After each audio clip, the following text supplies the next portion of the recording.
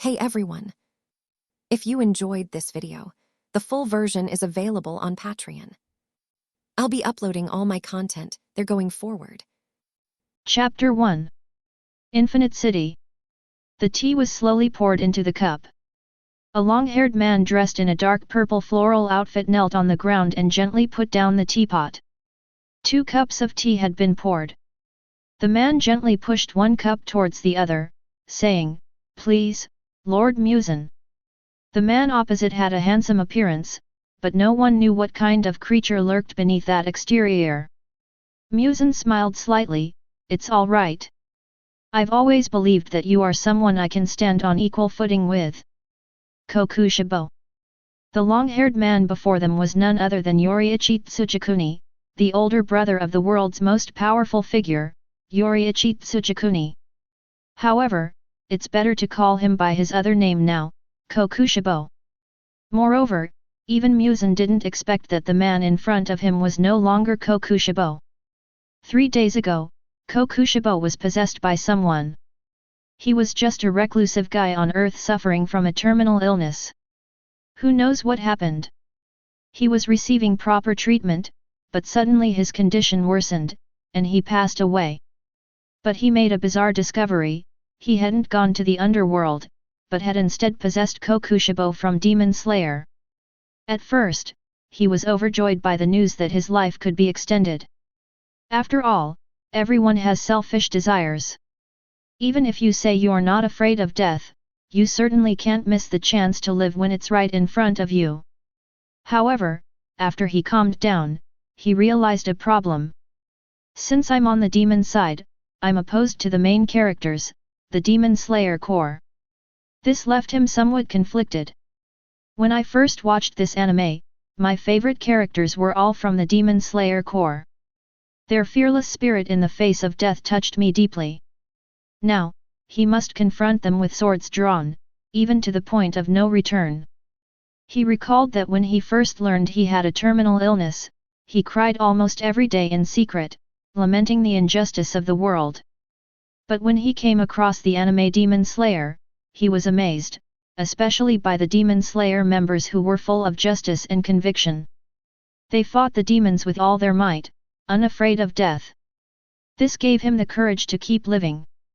After a day of contemplation, he finally decided that since fate had given him another chance to live, he would live his life to the fullest, whether it be a life of adventure or a life of vengeance.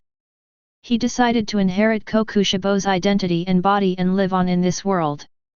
Kokushibo knew that Muzan admired him, but that wasn't a problem. In fact, it was a better condition. Given Kokushibo's immense strength and extraordinary swordsmanship, along with his mastery of moon breathing, the Demon Slayer mark, and the transparent world, it's safe to say that, aside from the shameless Muzan, almost no one in the world could defeat him. As for his younger brother, why not just wait until he's on his deathbed? At this moment, Kokushibo faced Muzan, still maintaining the same tone and attitude as usual. "Lord Muzan, please don't say that."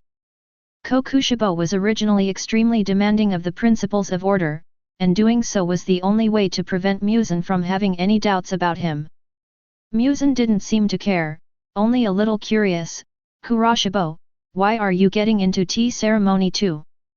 This is just a pastime. I've reached a point where I can't progress any further on the path to becoming stronger, so I want to go and see the human world." Kokushibo was unfamiliar with the current timeline, so he came up with an excuse to go out and take a look at it. Muzan had no doubts about this. Kokushibo had been in seclusion in the Infinity Castle for many years, so it was only natural for a demon to want to go out and see the world. Therefore, Nakame sent Kokushibo out of the Infinity Castle. Having arrived in the human world, Kokushibo took a deep breath. He could sense that he was very strong, but if he were to fight Muzan, he wouldn't be able to kill him, and Muzan wouldn't be able to kill him either. Of course, Muzan wouldn't fight himself, he would simply control his own blood and explode. Therefore, Kokushibo had no intention of opposing Muzan, since Muzan wouldn't do anything to him anyway.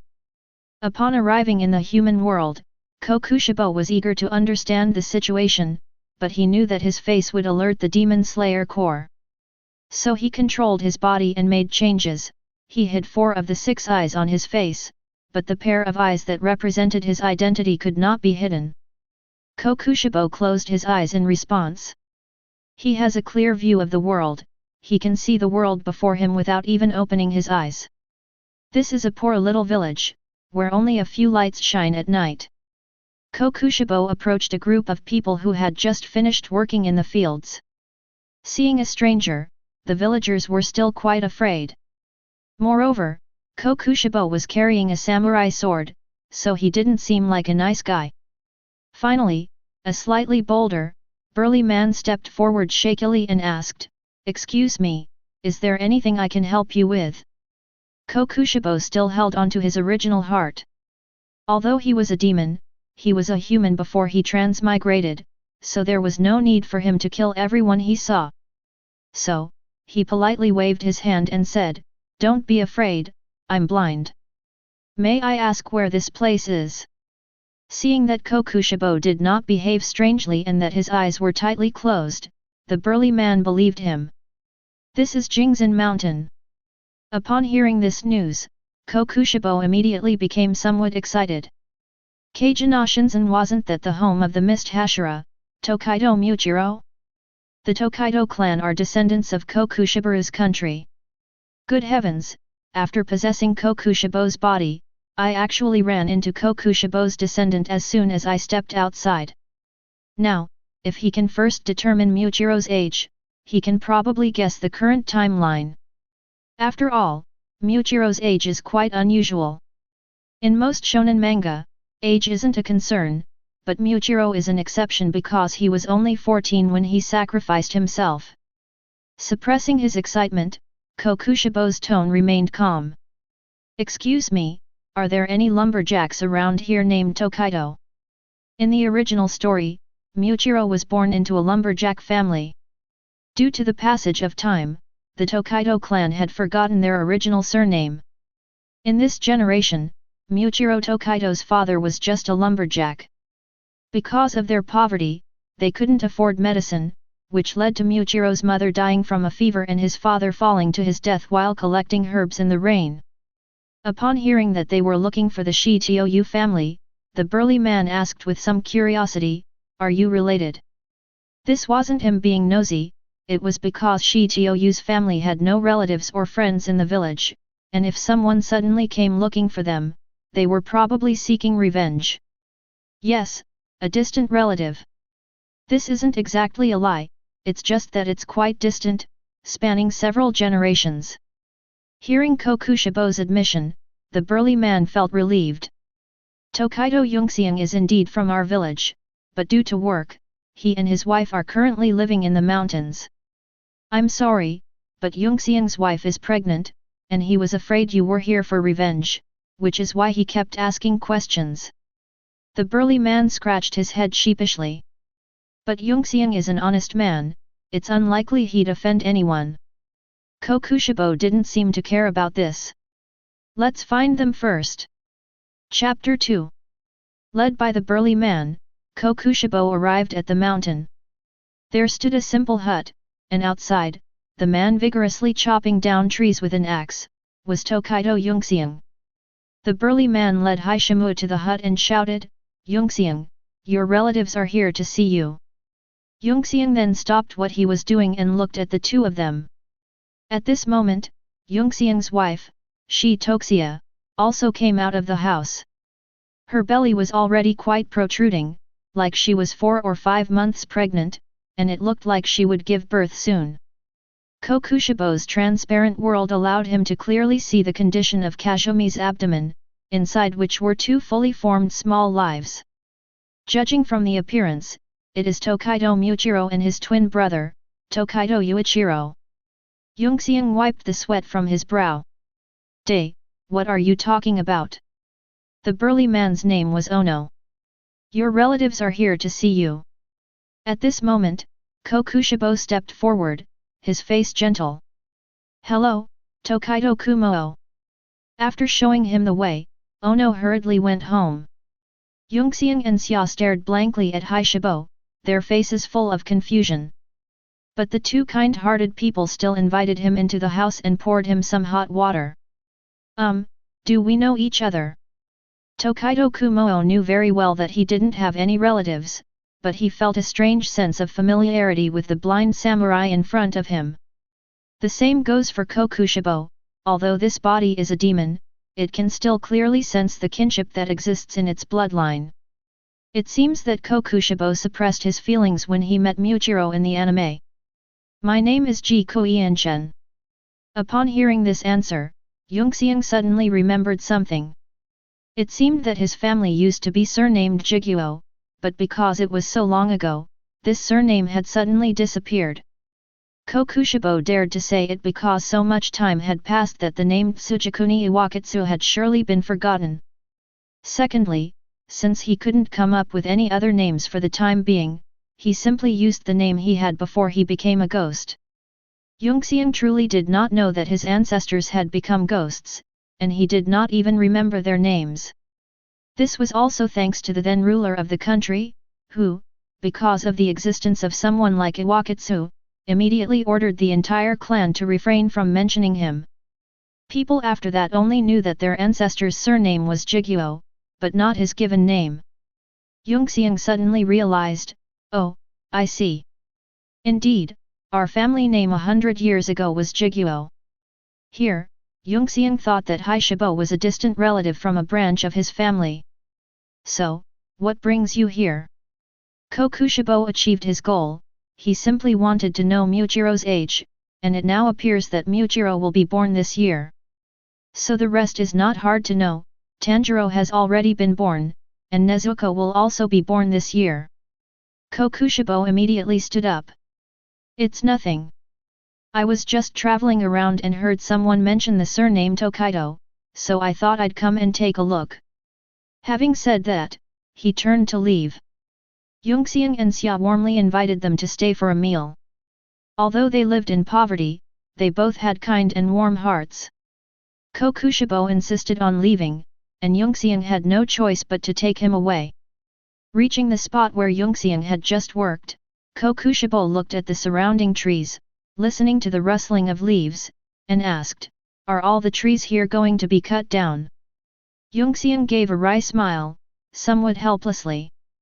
"Yeah, we still have 10 more trees to cut down tonight. We'll probably be working all night again." Kokushibo immediately drew his long sword. Moon-breathing first form, dark moon palace of the night. The IAI/, so fast it was almost invisible, felled dozens of trees around the two of them. Yongxiang's eyes widened in disbelief, this relative was simply too powerful. "Get some rest, I'm leaving now." For some reason, Kokushibo did this involuntarily, his body acted out completely subconsciously just now. Yongxiang started to say something, but Kokushibo interrupted him, "Don't ask anything. I'll come back when I have time." Watching Kokushibo's departing figure, Yongxiang was at a loss for words. However, that fleeting glance seemed to have contained words. That can't be real, how could there be words on someone's eyes? Yongxiang didn't pay much attention to this, since ghosts were still a rare topic these days. Not to mention the 12 demon moons with characters etched into their eyes. Hearing a huge rumble, Xia rushed out of the house and saw the forest that had been razed to the ground. She went to her husband's side and asked, "What's going on?" Yongxiang continued gazing in the direction Kokushibo had gone, lost in thought. "It's all right, it was that relative who did it." On his way out, Kokushibo gradually calmed down from that strange feeling. It seems to be a lingering affinity from this body. Oh well, after all, I'm not that ghost who lived for over 400 years anymore. Having obtained the information he wanted, Kokushibo easily deduced the current timeline. This is 12 years before Tanjiro's family died. So, if we calculate it that way, the current Demon Slayer Corps is still the same as the previous one. After all, the oldest member, Jumei Jima, won't join the Demon Slayer Corps until 6 years later. The current leader of the Demon Slayer Corps is probably still Kaguya Yubayashiki's father. Kaguya is only 12 years old now. With 12 years to go before the main story begins, Kokushibo has some new ideas. After all, he wasn't going to just sit back and wait for the Demon Slayer Corps to grow stronger so they could kill him. Even if they all attacked together, they still wouldn't be able to defeat him.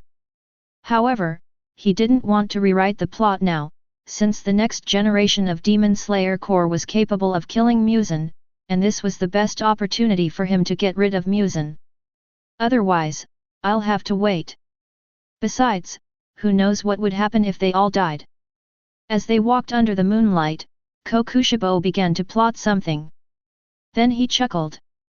Luckily, no one's around right now. Otherwise, seeing a six-eyed person chuckling here would scare him to death. In that case, I'll rewrite some of the scripts. Although Muzan wouldn't harm him, if he refused to obey Muzan's orders, he would inevitably be restrained, since he carried half of Muzan's blood. In that case, we'll have to find her first. Only she could free herself from Muzan's control. Being controlled by others is never a comfortable thing. I've finally been given a chance to live again, how could I really become someone else's lackey? Moreover, they had the strength to reach a ceiling right from the start. What? You're asking about the ceiling? Isn't that Yoriichi Tsuchikuni? Let him come here. He's just a little brother in front of me. Kokushibo was in a very good mood, humming a tune as he strolled leisurely through the neighborhood. As for where to go, he hadn't thought that far ahead. After walking into a deep mountain, and watching the sky gradually lighten, Kokushibo obediently hid inside the mountain. After all, he doesn't have the ability to overcome the sunlight right now. Chapter 3. Deep in the mountains, Kokushibo encountered several demons. The moment they saw Kokushibo, the demons immediately knelt down, saying, "Greetings, Upper Moon One." This is the class concept in the novel Ghost. Under the 12 ghost moons, strength reigns supreme. During the 12 ghost months, if you see a ghost, you must immediately submit, otherwise, you will be killed and have no one to blame but yourself. Muzan placed great importance on this class concept. Kokushibo didn't pay much attention to it, after all, they were just minor characters who might not even appear in the main story. After warning them not to bother him, Kokushibo sat alone in a cave and closed his eyes to recuperate. This timeline is way too early, 12 years. How are we supposed to find Tamayo now? Suddenly, he thought of something. In the original story, Tamayo's disguise in the human world is that of a doctor. Since she is a doctor, she will inevitably come into contact with people. Moreover, given her personality, she would go wherever there were a large number of patients. Her dedication to saving lives over the past century must have been an act of atonement. After all, she was deceived by Muzan, turned into a demon, and killed her husband and children. Thinking of this, Kokushibo summoned the demons. Do you know of any places where there's a serious disease outbreak? The kind that's widespread.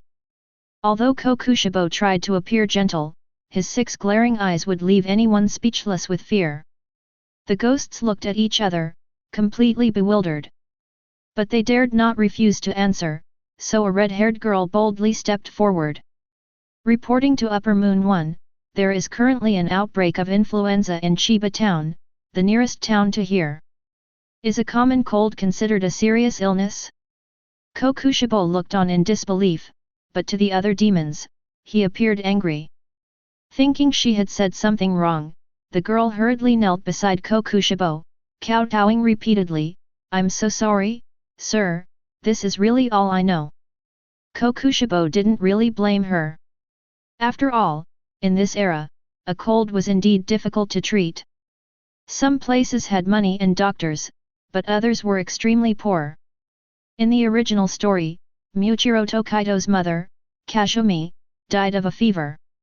Because of lack of money and the absence of a doctor nearby, Kumoo had to gather herbs himself in the rain. Therefore, the common cold is indeed a serious illness nowadays, especially influenza. Kokushibo helped the girl up. It's all right, I'm not blaming you. The girl was flattered and speechless. What's your name?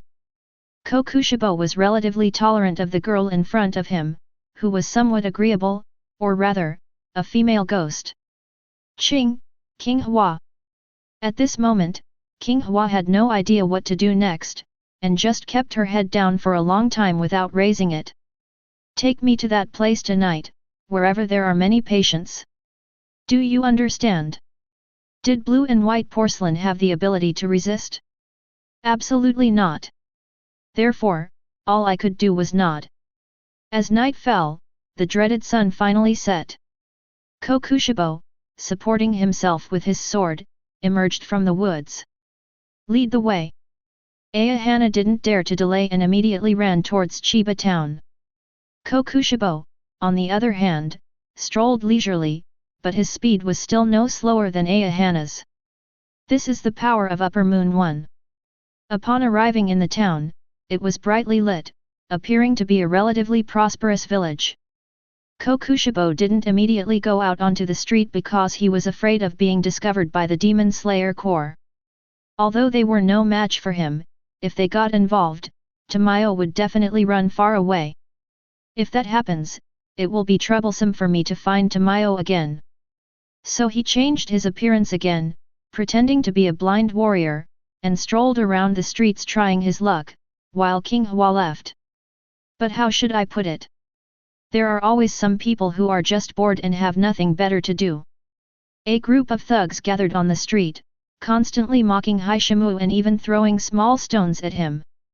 In his transparent state, these thrown stones, which had the same force as breathing, could not harm him, and he dodged them by tilting his head. But this caught the attention of the thugs. Hey, that blind guy moved aside. Damn it, he pretended to be blind on purpose. They were angry and strode aggressively toward Kokushibo. The others immediately kept their distance upon seeing this. Although they wanted to speak up for the blind warrior, that group was the most dangerous thugs in the area. If they target you, you're finished. Kokushibo wasn't in a hurry. He turned around and quickly walked into a dark alleyway. They actually dared to go into the alley? They're courting death. Brothers, grab your weapons. They weren't stupid. Although Kokushibo looked blind, he had a knife, so each of them took an iron rod. Thinking that this should teach him a lesson, after all, there were 10 of them. And so, this group of unlucky fellows walked straight into the alley. Just 2 seconds later, a scream suddenly came from the alley. It wasn't just one person, but a group of people.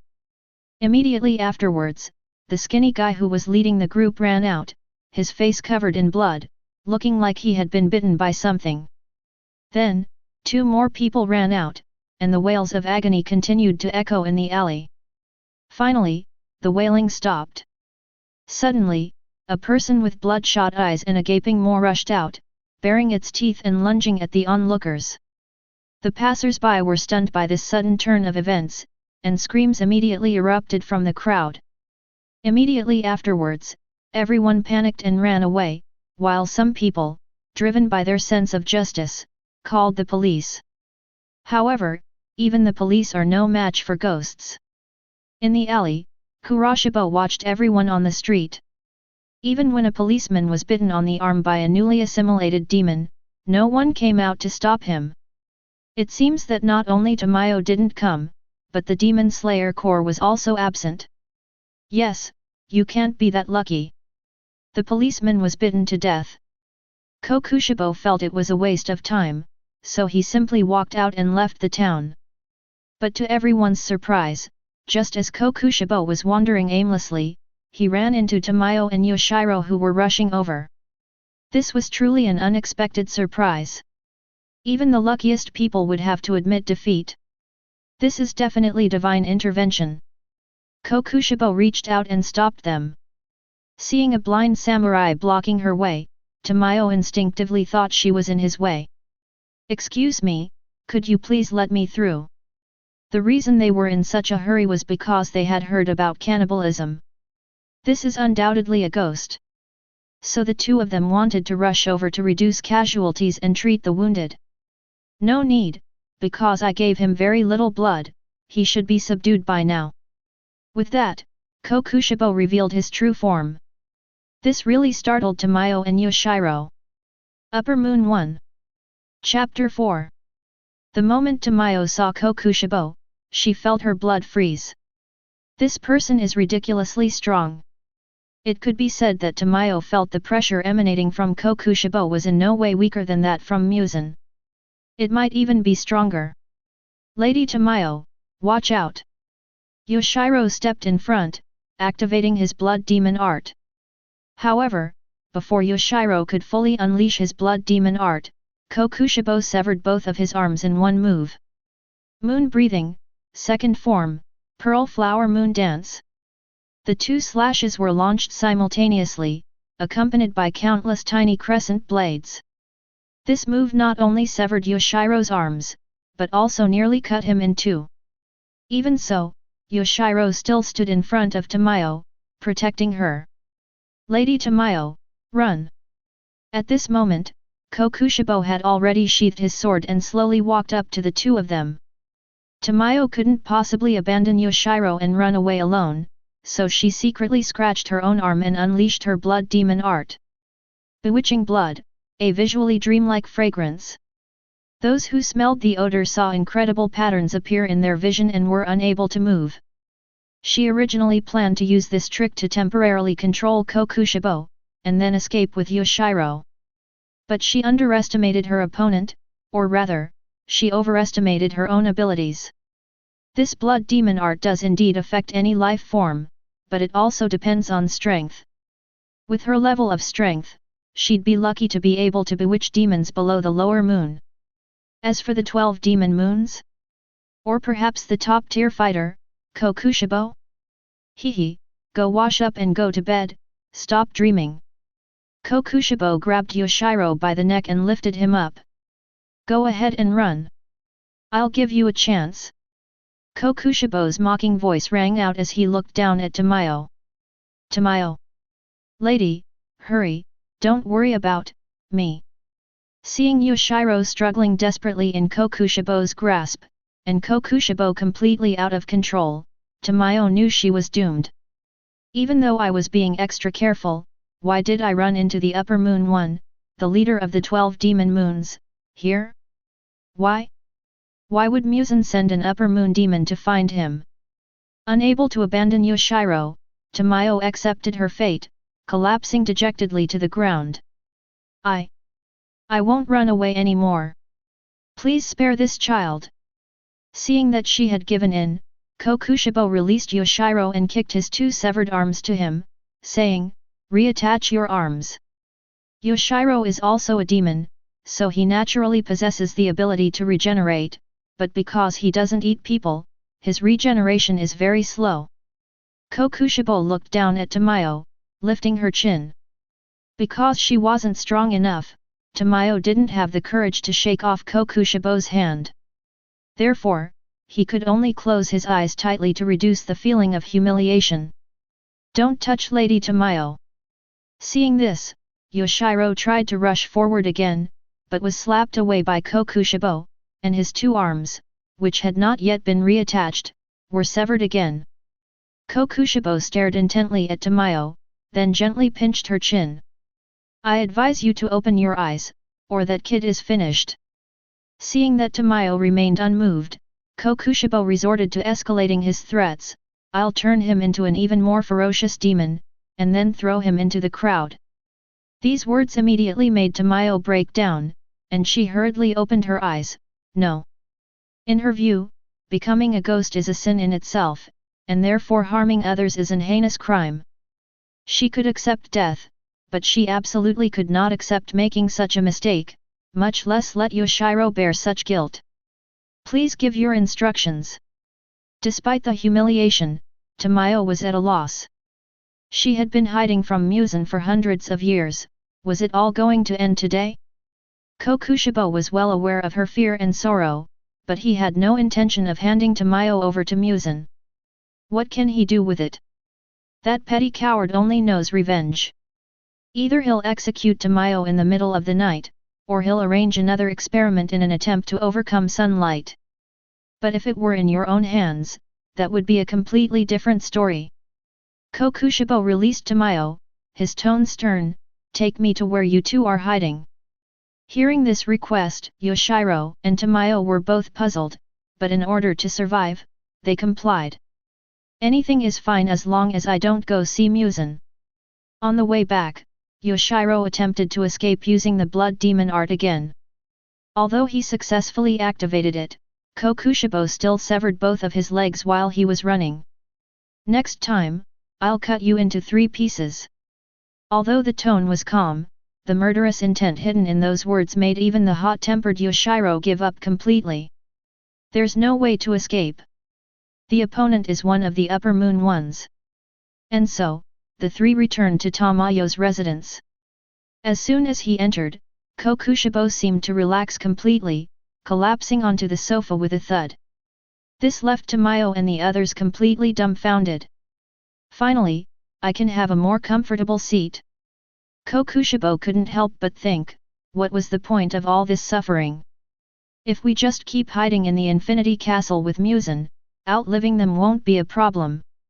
When the time comes, just follow Muzan, and after he goes to Tanjiro's house, find an opportunity to get Nezuko's blood so you can overcome sunlight. Although his heart was always on the Demon Slayer Corps' side when watching the anime, this wasn't the attitude he should have after actually being transported to the demon world. The Demon Slayer Corps' goal is to annihilate all demons. As for Yoshiro from the original story, his abilities are not enough to pose any threat, so he can survive. But what about myself? Although his secret help to the Demon Slayer Corps stemmed from his desire to escape Muzan, would the Demon Slayer Corps let him go? Honestly, he didn't think so. As a seasoned homebody who suffers from illness and spends most of his time at home and in hospital wards, he has watched a lot of anime. The sin of possessing a treasure is always unavoidable. Powerful? Fine, you'll die sooner or later. Time will take everything away. Longevity is possible, but if you fear sunlight, there will always be a way to kill you. If you're not afraid of longevity, you can voluntarily relinquish your account and revert to being human. However, these choices are more difficult for Kokushibo to make. If I manage to break free from Muzan's control and help them defeat him, I won't be afraid of sunlight. Will they regroup and wipe themselves out once more? Thinking of this, Kokushibo recalled that plan, the plan he had conceived on his very first night in this world. It seems this is the only way. Kokushibo suddenly spoke, startling Tamayo and Yoshiro who were standing nearby. Finally noticing them, Kokushibo waved his hand casually like a host, "Sit down. Don't be shy." They spoke as if they were at home. Tamayo and Yoshiro sat shakily opposite him, completely clueless about what was to come. "It seems I'll have to speak up myself." Kokushibo suddenly spoke up, "Miss Tamayo, you must have already broken free from Lord Muzan's control." Chapter 5. When this was mentioned, Tamayo's expression clearly showed that she was not very comfortable. In order to get rid of Muzan, she spent hundreds of years developing a drug that could completely free demons from Muzan's control. In this way, Muzan Kibutsuji's control cell explosion and curse will not harm him. This body's demonic bloodline is completely new. Seeing Tamayo's reaction, Kokushibo understood that the way he wanted to get rid of Muzan was right here. "I can protect you. Unless Lord Muzan comes looking for you personally, no demon will discover your whereabouts." Kokushibo sensed the cells and blood Muzan had left on his body. Muzan could hear and see everything the demons said. However, because he was a special being, Muzan, and he had a more cooperative relationship, so Muzan never monitored him. Even so, Kokushibo still had to sense things carefully. Fortunately, Muzan still trusts him and isn't monitoring him right now. Upon hearing this condition, Tamayo was momentarily bewildered. What the hell? What do you mean you're protecting us? Suddenly, Tamayo seemed to have thought of something incredible, her eyes widened, and she stared intently at the person in front of her. You want to betray Muzan Kibutsuji? The words had barely left his mouth when a flash of cold light appeared, and the table between them split in two. A few stray hairs of her own hair drifted before Tamayo's eyes. What nonsense are you spouting? Kokushibo's murderous aura was palpable, his long sword pointing directly at Tamayo. Yoshiro truly lives up to his reputation as a die-hard Tamayo fan, even knowing he couldn't win, he still firmly shielded Tamayo behind him. Although Kokushibo wanted to break free from Muzan's control, he did not betray him. Besides, the Kokushibo who swore allegiance had already been possessed by him. I am who I am now, simply to be more free. I advise you to think carefully before you speak. Kokushibo's killing intent was palpable. I only want to break free from Muzan-sama's restrictions and pursue greater power. Tamayo knew that Kokushibo was always pursuing greater power, and Muzan's blood was an obstacle to him. Because Muzan is exceptionally cowardly, he dares not allow his subordinates to surpass his own strength. Therefore, his blood cells, in addition to controlling his subordinates, also serve a restrictive function. Thinking about it this way, it makes perfect sense that Kokushibo wanted the antidote to lift the restrictions. However, despite her fear, Tamayo knew she could never let Kokushibo achieve his goal. Regardless, he is still one of the 12 demon moons. If he were stronger than Muzan, the Demon Slayer Corps would have even less chance of eradicating the demons. I refuse. Kokushibo wasn't surprised by this, it was normal. If Tamayo had immediately produced the medicine, that would have been truly astonishing. It's important to know that Tamayo had been preparing for hundreds of years to kill Muzan. Originally, if she had done nothing and simply found a place to hide, they could have remained hidden for a long time thanks to Yoshiro's blood demon art. Unless the 12 ghost months are dispatched. However, Tamayo never gave up her desire for revenge. Kokushibo was conflicted. Although he disliked Muzan and even wanted to kill him, he was still the strongest under Muzan's command. Moreover, while Muzan displayed a degree of arrogance towards other demons, he was always exceptionally polite to him. Is it really necessary to coerce Tamayo with force? After thinking for a moment, Kokushibo sighed helplessly. Then, he pressed his long sword directly against Yoshiro's chest. It seems you two really want to be sent to Lord Muzan. Yoshiro straightened his chest, displaying his determination. Tamayo held Yoshiro's hand with some worry, but did not let go. Seeing this, Kokushibo had no choice but to sheath his sword. Actually, I could easily use this brat to threaten you. Turning him into a mindless monster would only require a few drops of my blood. Kokushibo's mouth curled into a wide grin, which, combined with his 6 eyes, made him look even more terrifying, a kind of soul-devouring horror. But I didn't do that. Kokushibo walked to the door and locked it, which only confused the two more. Do you know why? The two looked at each other, then shook their heads. Kokushibo sat down in front of them again. This time, he did not show any murderous intent and chose a gentler expression. But, how should I put it? Do you know what it looks like when a person with 6 eyes closes their eyes and smiles? It's pretty scary anyway. I think you're pretty good. You have courage and perseverance, spending hundreds of years just to eliminate Lord Muzan. This is my recognition of you. Kokushibo said this without batting an eye. Tamayo blushed slightly. Thank you for your understanding, but I still refuse to lift the restriction for you.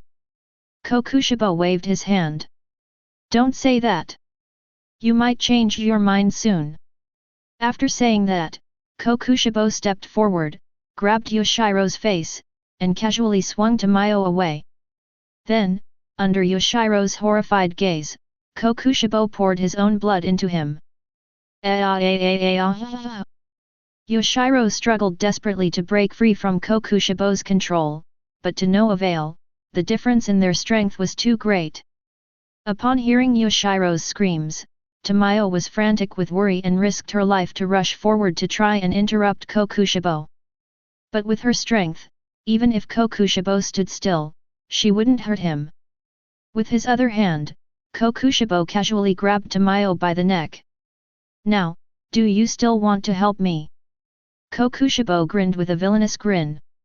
"Oh, no, he wasn't exactly a decent person to begin with." Tamayo wavered slightly. It was in that moment of hesitation that Kokushibo immediately increased the injection force on Yoshiro. Even more intense screams echoed throughout the room, the neighbors probably heard them too. Yoshiro's screams swayed Tamayo, and she was forced to agree. "I'm willing to help you." Hearing this answer, Kokushibo was satisfied and released the two of them. But at this point, Yoshiro was driven almost mad by Kokushibo's blood. All he wanted to do now was eat people. Tamayo quickly helped Yoshiro up. "Yoshiro, bear with it for a moment, I'll take you to get the medicine." He said he was heading towards the basement, and Kokushibo followed closely behind. Upon arriving in the basement, Tamayo immediately took out a small bottle containing a blue pill. Yoshiro took the medicine and his condition stabilized somewhat, but he was still mostly suppressing it through sheer willpower. Tamayo helped him to the hospital bed and gently covered him with a blanket. "Get some rest, Yoshiro." Approaching Kokushibo, Tamayo produced a pill. "This medicine was developed by me. Its effects will fully manifest within a year, freeing you from Muzan's control." Kokushibo didn't take it. Instead, he looked at her with amusement. "A year? Do you think I'd be willing to wait?" Chapter 6. Kokushibo did not accept the pill. "A year is too long, I need something I can get rid of instantly." "The spell takes a year to cast? During that time, he'll be constantly modifying his cells, Muzan will definitely sense it. At that time, I'm afraid it will be impossible to explain clearly. Muzan will most likely just blow himself up." Zhu Shi looked troubled. "Researching this medicine took me nearly 100 years. I don't have that kind of medicine." Kokushibo wasn't in a hurry. After all, there were still more than 10 years before the main story began. As long as he didn't do anything too conspicuous during this time, Muzan wouldn't do anything to him. After all, he was the strongest demon after him. "I can wait. Give it to me when you've figured it out." Suddenly, Kokushibo grabbed Tamayo's wrist, and before she could struggle, a drop of blood was injected into her arm. Unlike Muzan, this drop of blood did not merge into Tamayo's body to infect and assimilate other cells. Instead, it remained peacefully within Tamayo's body. "I left a drop of blood on your arm. With that, I can track your every move from now on." Tamayo stared at Kokushibo in horror. She hadn't expected him to do such a thing. "Isn't this like spying on yourself?" Noticing Tamayo's resentful gaze, Kokushibo remained unfazed, releasing her. "Just as you don't trust me, I don't trust you." "That's perfect, I'm relieved."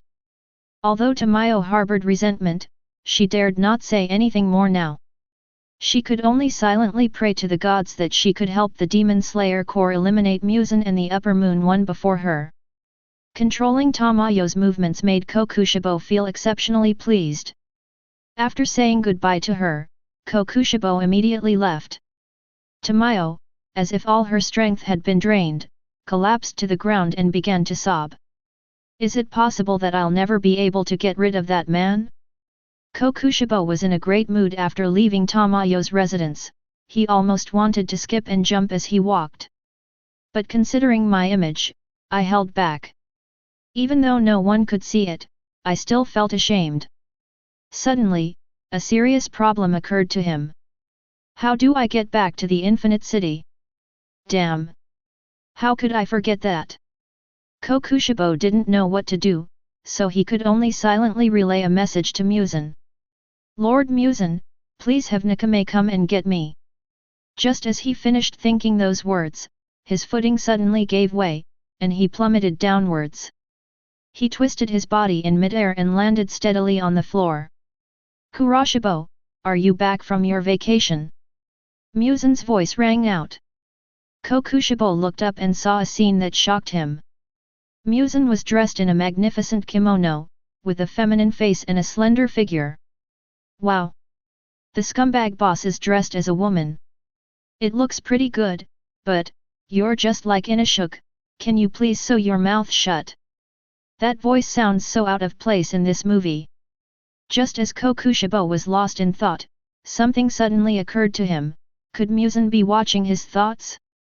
This terrified Kokushibo, but he chose to play dumb to the end, kneeling on one knee and saying, "Greetings, Lord Muzan. Rise." I don't know if Muzan is faking it, but she's not doing anything strange right now, so she probably isn't spying. After all, who has the time to constantly analyze other people's thoughts? Wouldn't that be exhausting?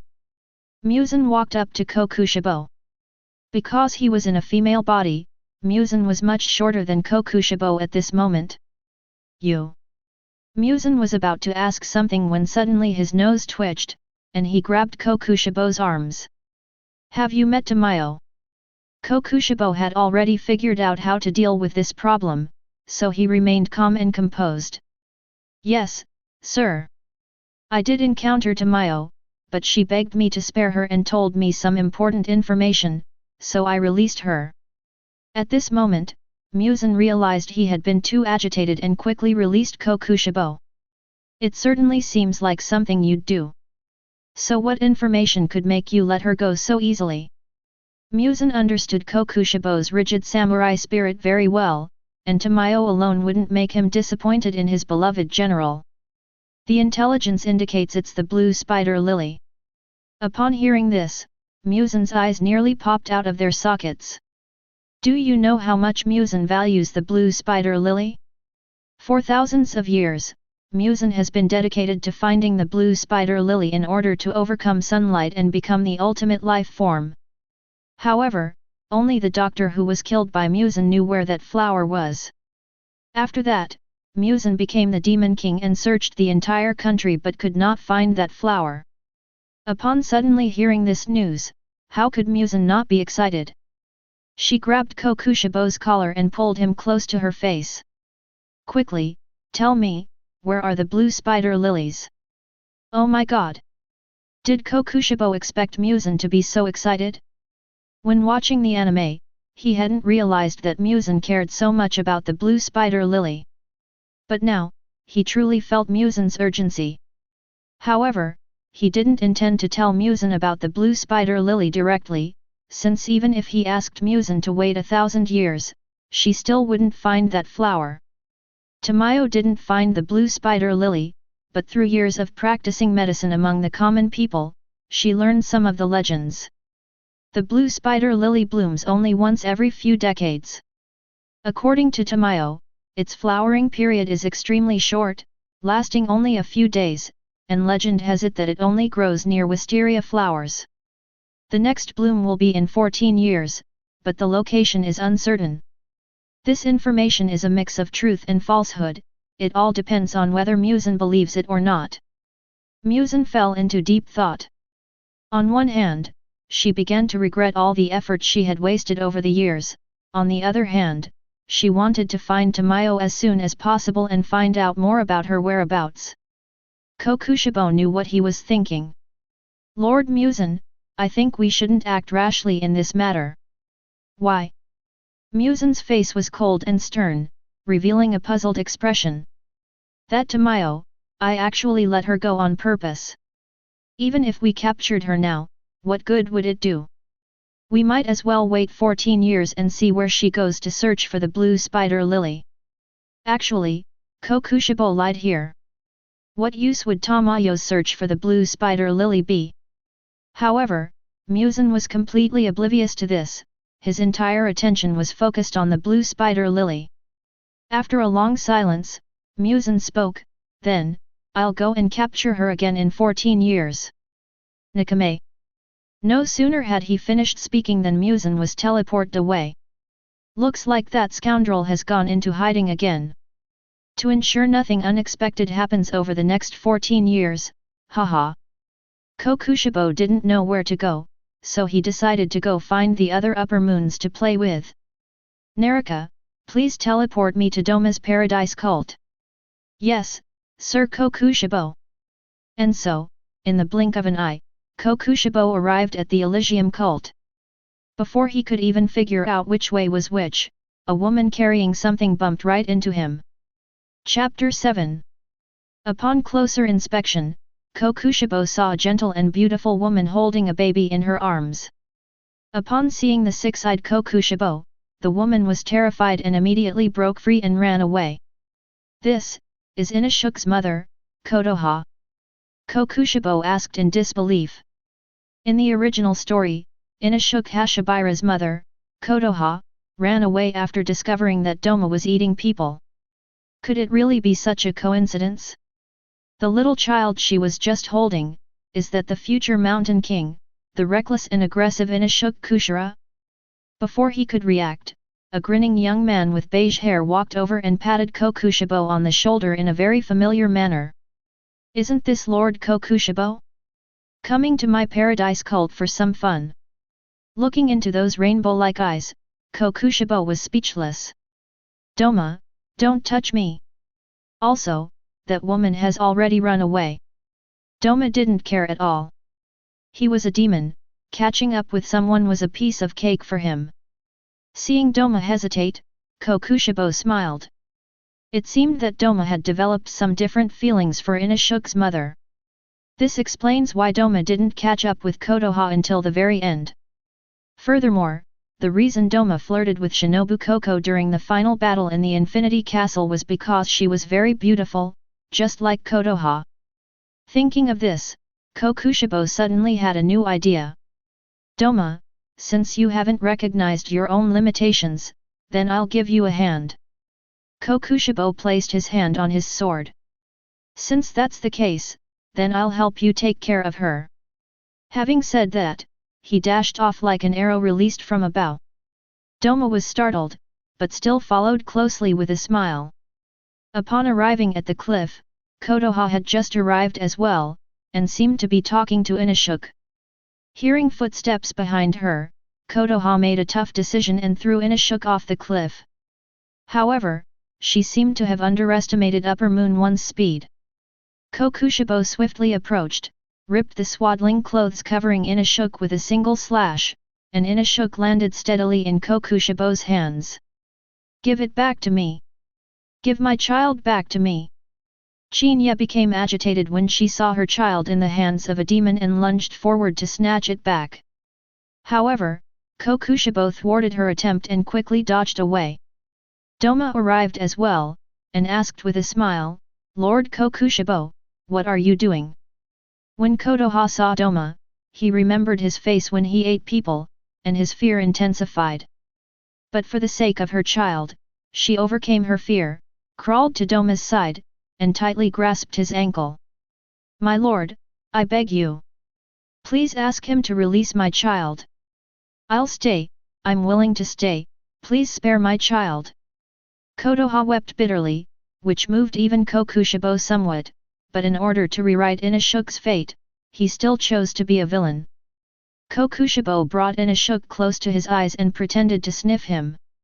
Hey? Why does it smell better and better?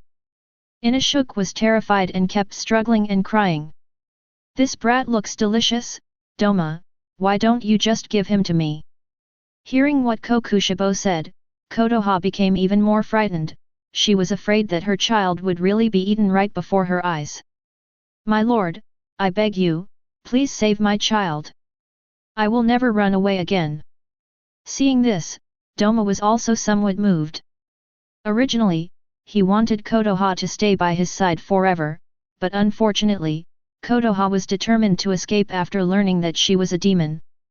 Now that she's willing to stay, it's a good thing for her. At this moment, shouldn't you be happy? Doma chuckled and said, I keep my word.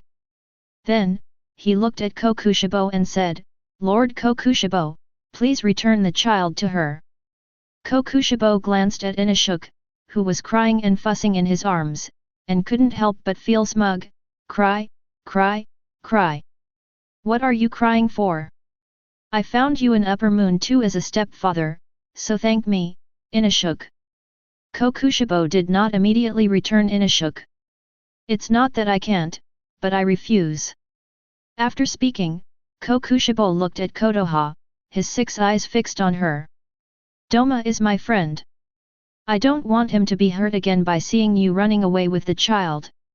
Therefore, this child is being raised by me. You can visit him once every 3 years. Hearing this, Kainyi couldn't accept it. No, no, don't separate us.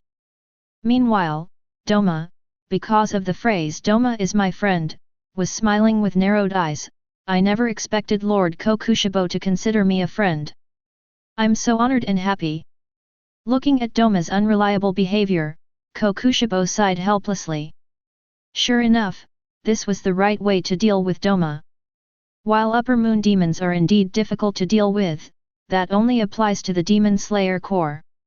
Those who have watched the anime know that the Upper Moon demons are actually all quite simple-minded. Each one is easier to deal with than the last. Next time you see the jade pot, why not just say, your pot is asymmetrical. We've gone off on a tangent. Kokushibo walked up to the two of them, picked up Inashuk, and said, say goodbye to him one last time.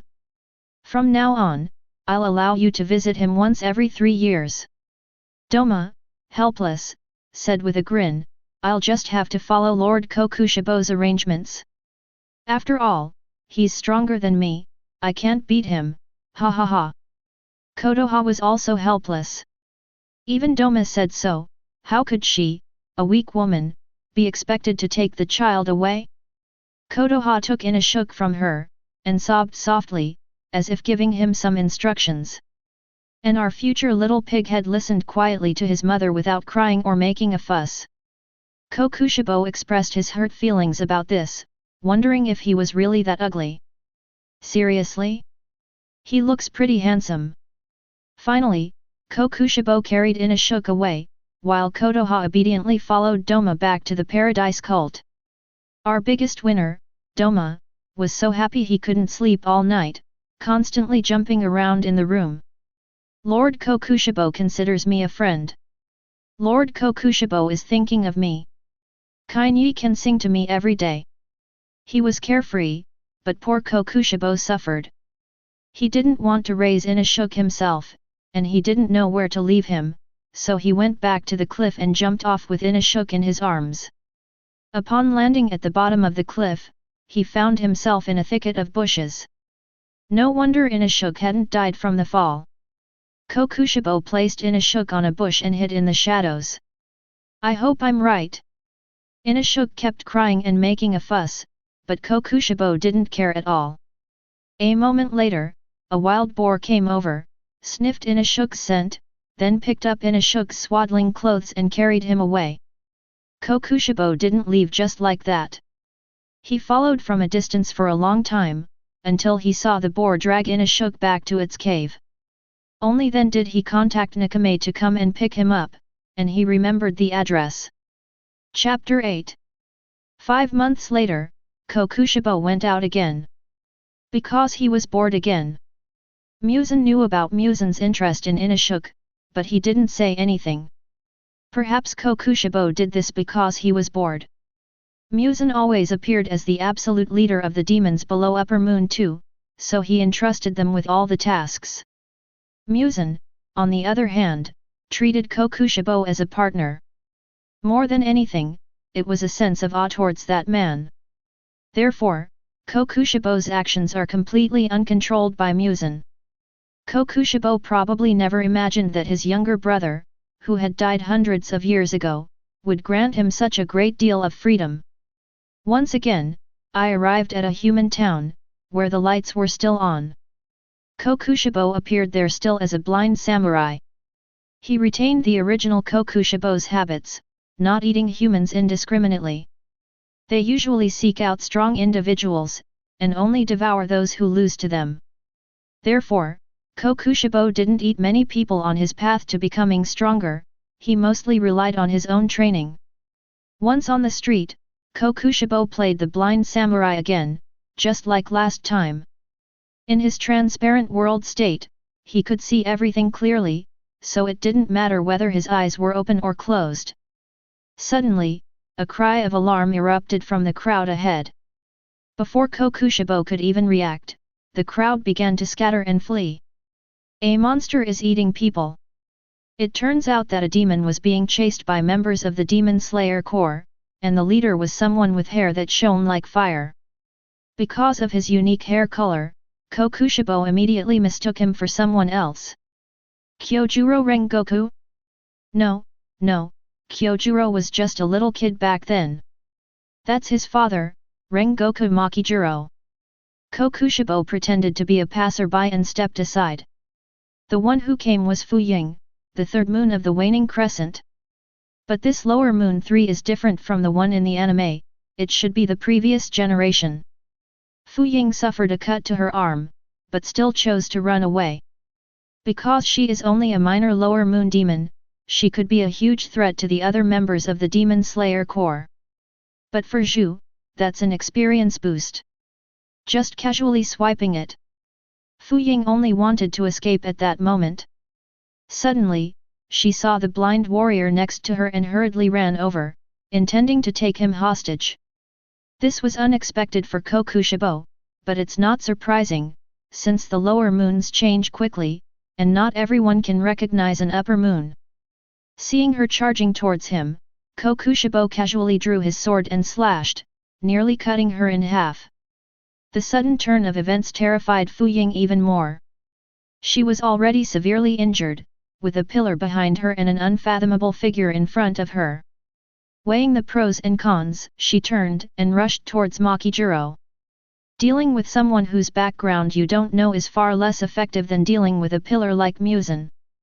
Therefore, Fuying's only thought at this moment was to severely injure Makijuro as much as possible. At this moment, Fuying was like a wounded wild beast that had been cornered. The time to fight has come. However, all of this must be based on absolute strength. How could Rengoku Makijuro, the flame pillar, possibly be seriously injured by a mere lower moon 3? Flame-breathing third form, flame all things. The blade slashed downwards at a speed invisible to the naked eye, accompanied by a terrifying arc of flames. He sliced Fuying open from her neck to her right armpit. With just one move, the lower moon 3 fell. Sheathing his sword, Makijuro approached Kokushibo. Are you all right? I saw you wield your sword beautifully just now. Are you a samurai? This enthusiasm was a bit unexpected. Kokushibo looked on in disbelief. Wait, isn't that Kyojuro's dad? Isn't he supposed to be is a difficult word to translate directly, but it implies a listless, middle-aged man? Why is he as enthusiastic as Kyojuro? In response, Kokushibo racked his brains and finally remembered Kyojuro Rengoku's biography. It turns out that Rengoku Makijuro was the previous flame pillar, but he gradually became despondent after his wife passed away. His current enthusiasm suggests his wife is still alive. Of course, one shouldn't hit a smiling face, and although Kokushibo didn't want to get close to the Demon Slayer Corps, he still answered his question. Yes, I'm all right. I used to be a samurai, but unfortunately I've lost my sight and can only rely on my hearing. Makijuro patted Kokushibo on the shoulder casually. It's good that you're all right. That move was really powerful. At this moment, members of the Demon Slayer Corps' hidden division arrived at the scene and took charge of cleaning up. Seeing that Makijuro was talking to a blind samurai, he did not come forward to disturb them. To be honest, Kokushibo didn't dislike Makijuro's personality at all, on the contrary, he really enjoyed being friends with someone like him. Because he is absolutely pure, without any ulterior motives. Talking to him is not tiring, and there is no need to pretend. Oh? Lord Makijuro, you're so young, and you already have children?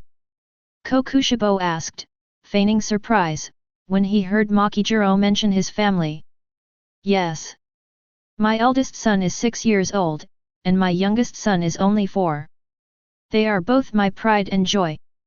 Once his son was mentioned, Makijiro seemed to open up and become very talkative. Kokushibo almost chuckled. No wonder Rengoku Kyojuro was so enthusiastic later on, it turned out his father had taught him by example. After a long while, once the hidden division members had finished cleaning up the scene, someone came to remind Makijiro that it was time to leave. Makijiro expressed his regret, bid farewell to Kokushibo, and promised to spar with him when they met again. After Makijiro left, Kokushibo once again embarked on his own path. Sigh, what a warm-hearted person. If we let him take care of Jiu, wouldn't that change Jiu's miserable situation of being disliked? Kokushibo thought to himself with a hint of malice. But then I think of Jiu, with his expressionless face, speaking with fiery passion. You'll still be disliked. As he walked, Kokushibo suddenly realized that he was lost. No, he doesn't know the way at all. In other words, he was walking by feel the whole time. Can anyone give me a map? Anything will do. Ah, forget about Jade maps. Just as Kokushibo was wondering where to go, it suddenly occurred to him, why am I even agonizing over where to go? With our current strength, where can't we go? With this thought in mind, Kokushibo felt relieved. He got up and walked away again, guided by his instincts, without caring where he would end up. Hopefully, by sheer luck, they'll stumble upon the Yubayashiki clan. This completely exposed the Demon Slayer Corps' address. Rengoku Makijiro returned to the Demon Slayer Corps and reported the situation to his master, Yubayashiki Kagaya. A blind samurai. Kagaya didn't ask any further questions about this strange blind samurai. His time has come, and his only heir is his 12-year-old son, Yubayashiki Kagaya. Teruya, afflicted with a cursed illness, coughed. Makijiro exclaimed in alarm, "Lord, are you all right?" Kagaya waved his hand. "It's all right, Makijiro. I have a favor to ask you.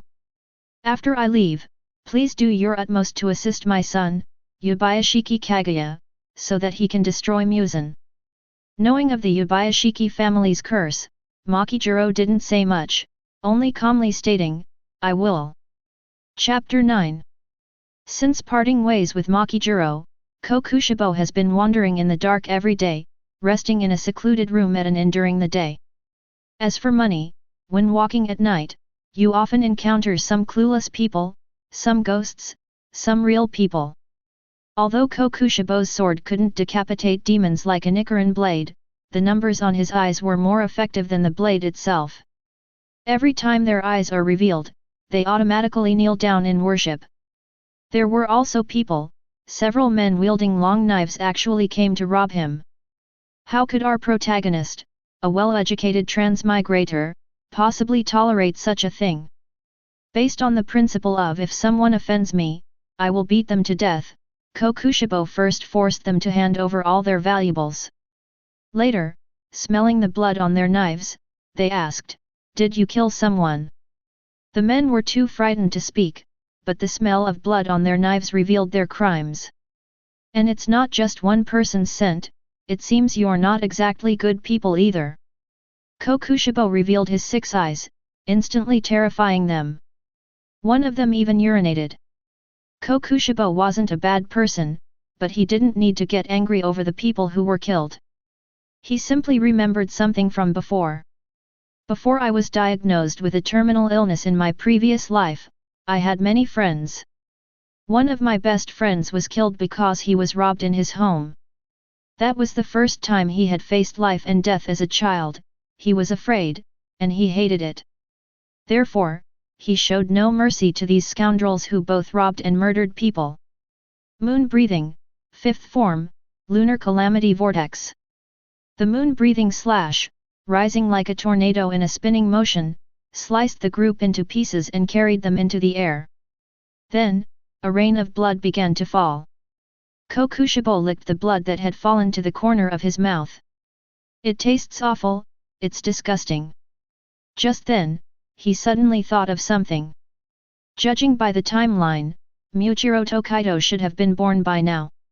He hadn't been calculating the days, but he figured it would be soon. Then, my body involuntarily wanted to go and visit them. Kokushibo sighed. The lingering obsession in this body was far too strong.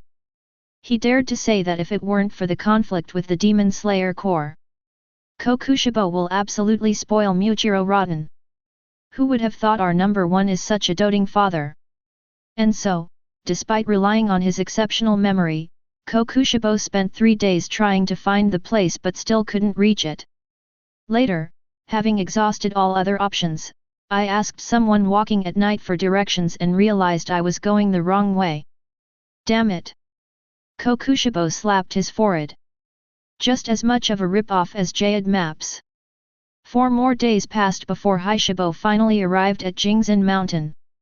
This time, he brought quite a few gifts. Arriving at the simple hut, Kokushibo hesitated. It's already past midnight, the couple should be asleep by now. It's not really appropriate to disturb them like this. Just as he was about to leave, he suddenly heard a child crying inside the house, along with a chaotic commotion. So he knocked on the door solemnly. Bon, bon, bon. A moment later, a very alert voice came from inside the house. Yongxian gripped an axe, his body cautiously positioned against the doorway. In these troubled times, he feared a burglar might break in and rob him. Moreover, his wife had just given birth to twins, making him even more vigilant. It is I, Ji Kuiyanchen. Hearing the familiar voice, Yongxian felt relieved, placed the axe behind the door, and opened it.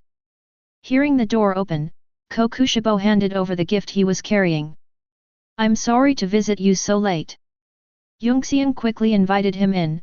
It's all right, it's all right. The child was making so much noise late at night that I couldn't sleep. Kokushibo feigned surprise. The child has been born. Yes, they're twins. Both are handsome little boys. Kazumi walked out of the bedroom, carrying Muichiro, who was still awake. This is my youngest son, Tokaido Muichiro. Knowing that Kokushibo was blind, Kazumi deliberately moved closer to Kokushibo's face, while Kumoo gently placed Kokushibo's hand on Ryuichiro's hand. The moment they touched each other, Kokushibo's obsession vanished. At that moment, he seemed to accept his fate and completely dissipate from this body. Feeling the slight grip on his fingertips, Kokushibo was also somewhat moved. How cute! Kokushibo joked, the younger brother is named Muichiro, so the older brother won't be named Ichiro, will he? Yongxian laughed smugly, ha ha ha, you guessed right. When Muichiro saw the stranger in front of him, he stopped crying and stared blankly at him, then grinned. Later, Muichiro got sleepy, so Kazumi apologized and carried him back to the bedroom.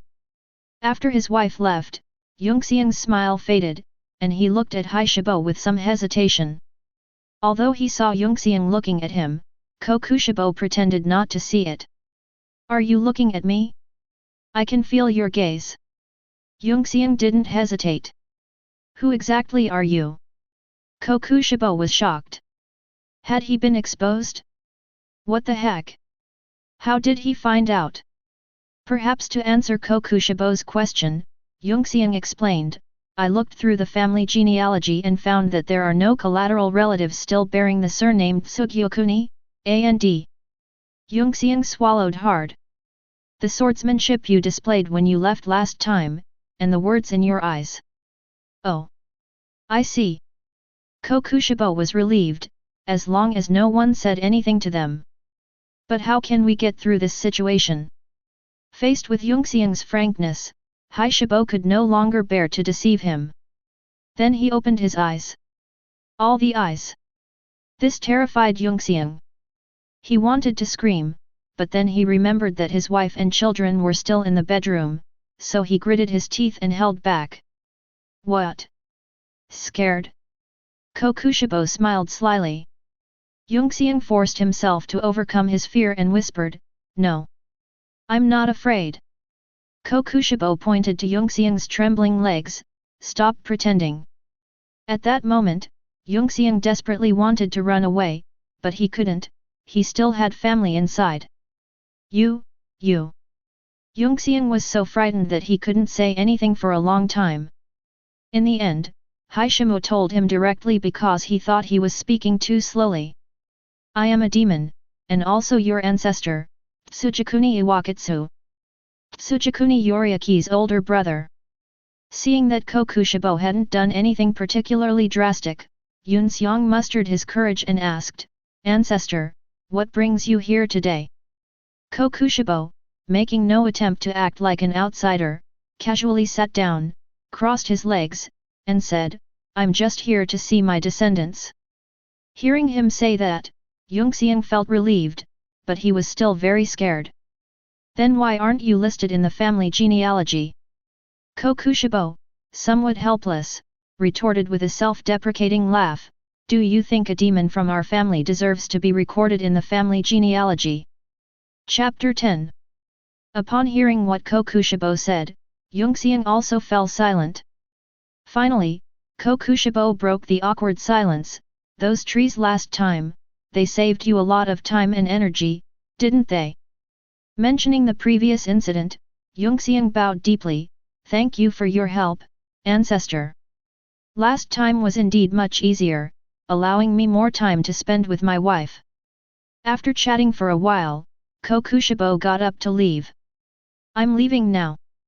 Remember, don't tell anyone about what happened." Before leaving, Kokushibo left Yongxiang a large sum of money, saying, "It's getting cold, so find someone to rebuild a sturdy and warm house, and buy some good furniture. That lousy chair is killing me." Then, without looking back, he left the cabin. Yongxiang stared at the money in his hand, momentarily at a loss. Then, a huge rumbling sound rang out outside. Presumably, it was our ancestors who helped us again. Yongxiang made up his mind that he would never reveal the matter of his ancestors. Even though he's a ghost, ghosts eat people. But he didn't harm their family, instead, he continued to offer them help. Yongxiang clasped his hands together and prayed to the gods, "The sins committed by our ancestors, even if they deserve to go to hell, please let me, their descendant, pay for them." Kokushibo, who had already descended the mountain, was unaware of this. As for our Yubayashiki family, Teruya Yubayashiki, who is still barely able to move, has arranged a marriage for his son. The bride is a girl from a family of priests, a priest named Tenon. Kaguya Yubayashiki found his father and felt somewhat troubled. Although Aminu was already 16 years old, he was only 12, and besides, his father had set the wedding date for next year. Kaguya dismissed his wife, leaving only him and Kaguya in the room. "Yaeze, today I will tell you everything about our clan. As for what to do, you'll understand after you hear it." Then, Teruya began to recount the history of the Yubayashiki family. In their family, there was a young man who was plagued by illness. Later, that person not only did not die, but also became a ghost, causing havoc on the world. His name is Kibutsuji Muzan. It was because of the appearance of that demon that the Yubayashiki family was cursed with the most severe curse, and almost all newborns died. Later, it was the shrine priest who reminded them that the Yubayashiki family had married girls from the Shinto priest family for generations, which prevented the newborns from dying. Even so, the children born rarely live to be 30, and the chances of them being boys are very small. Throughout history, boys have possessed a special ability, to foresee the future. Through this ability, the Yubayashiki family accumulated a great deal of wealth. In order to kill Muzan and break the curse, the Yubayashiki family formed the Demon Slayer Corps and has been supporting them for generations. After hearing all this, Kaguya was deeply shocked.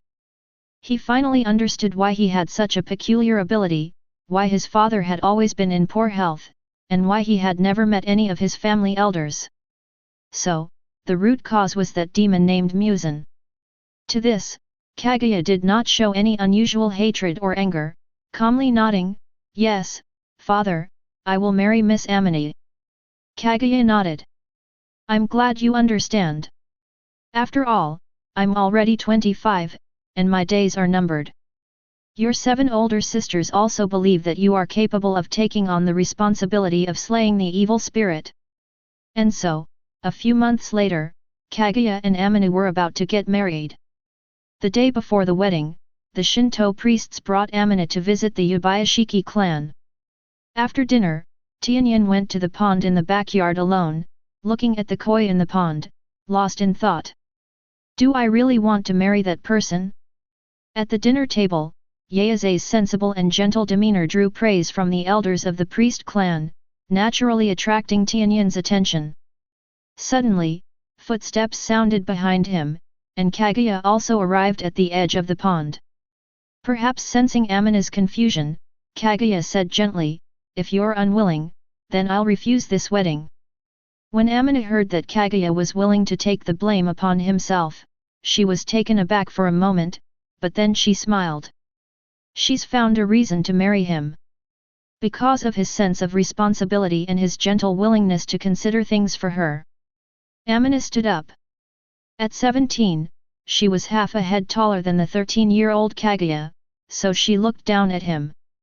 Then, please guide me for the rest of my life. And so, 11 years before the start of the main storyline, Kaguya Yubayashiki and the priestess Amine got married. It was precisely because Kaguya got married that Daruya chose to step down and pass the position of head of the family to his son, Kaguya. Kaguya did not disappoint his father's expectations, and a year later they had twin daughters, named Yubayashiki Hina and Yubayashiki Nika. During this time, Kaguya Yubayashiki encountered a strange case while out. A blind monk murdered many children and was accused of being a killer and an evil spirit.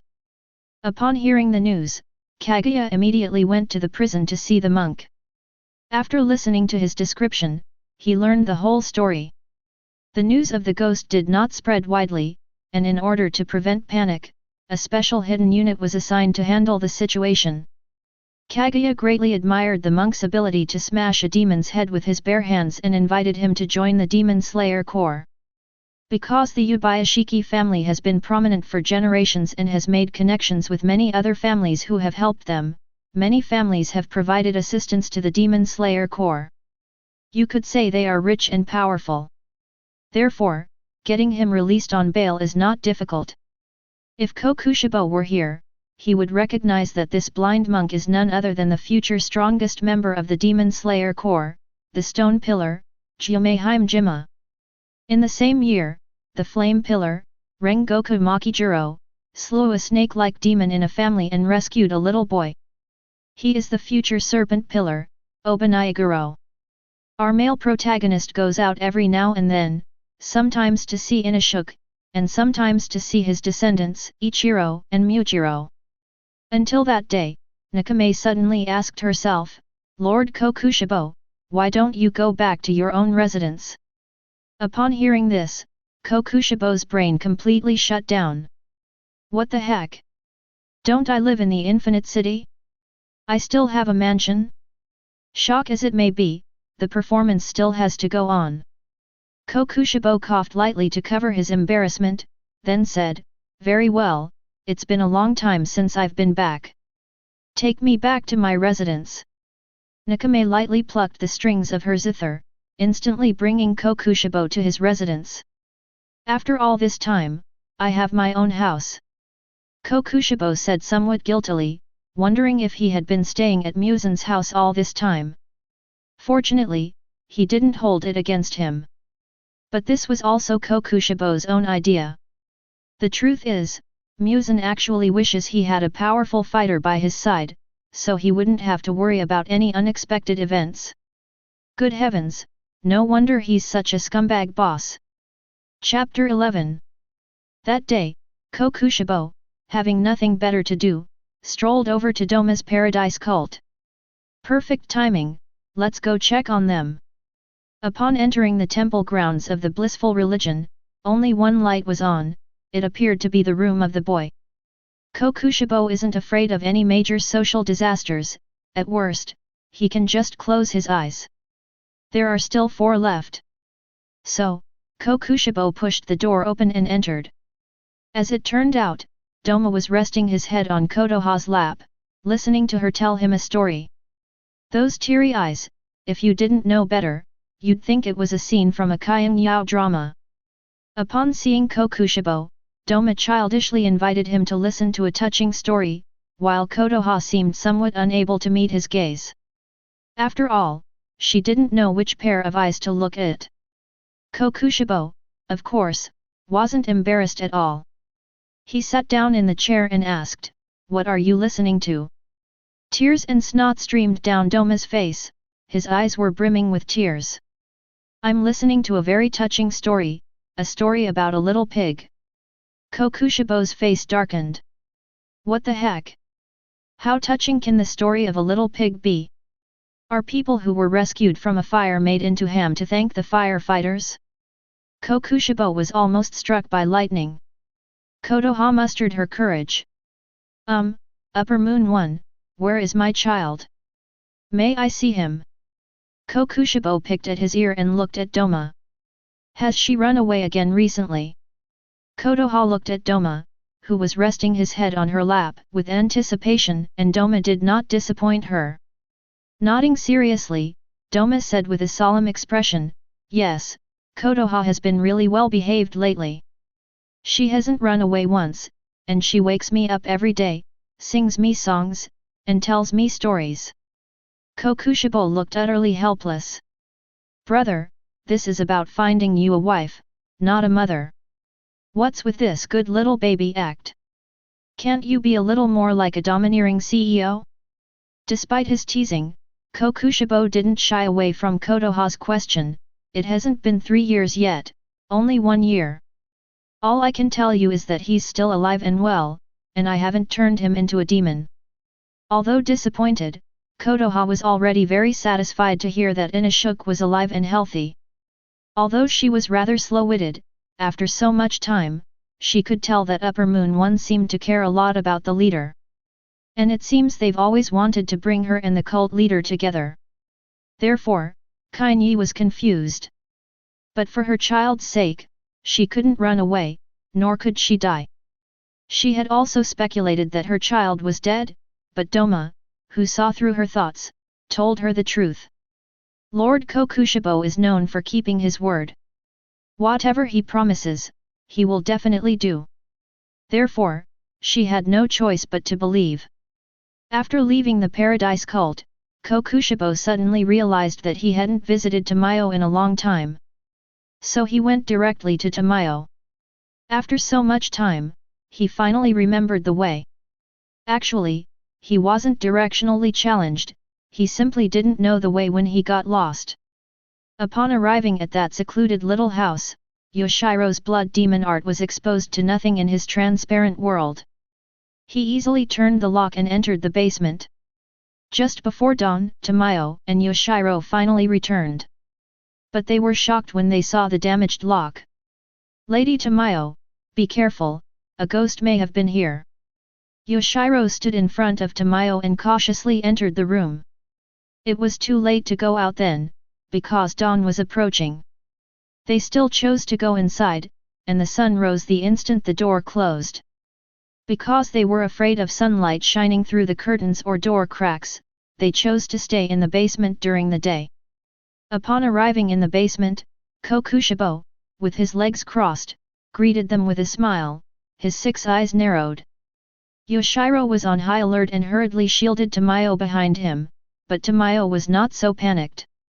After all, she still had a drop of his blood inside her, and he could come looking for her at any time. Tisk tisk tisk, Yoshiro is truly devoted. Tamayo, won't you consider it? Kokushibo grinned wickedly. Yoshiro blushed, then shouted at Kokushibo, "Don't say such rude things." Kokushibo glared at him, his murderous intent palpable, which terrified Yoshiro so much that he broke out in a cold sweat. "What an idiot, I helped you and you still dare to curse me." Kokushibo ignored him and turned to look at Tamayo, who was placing the medical kit. "How's my medication?"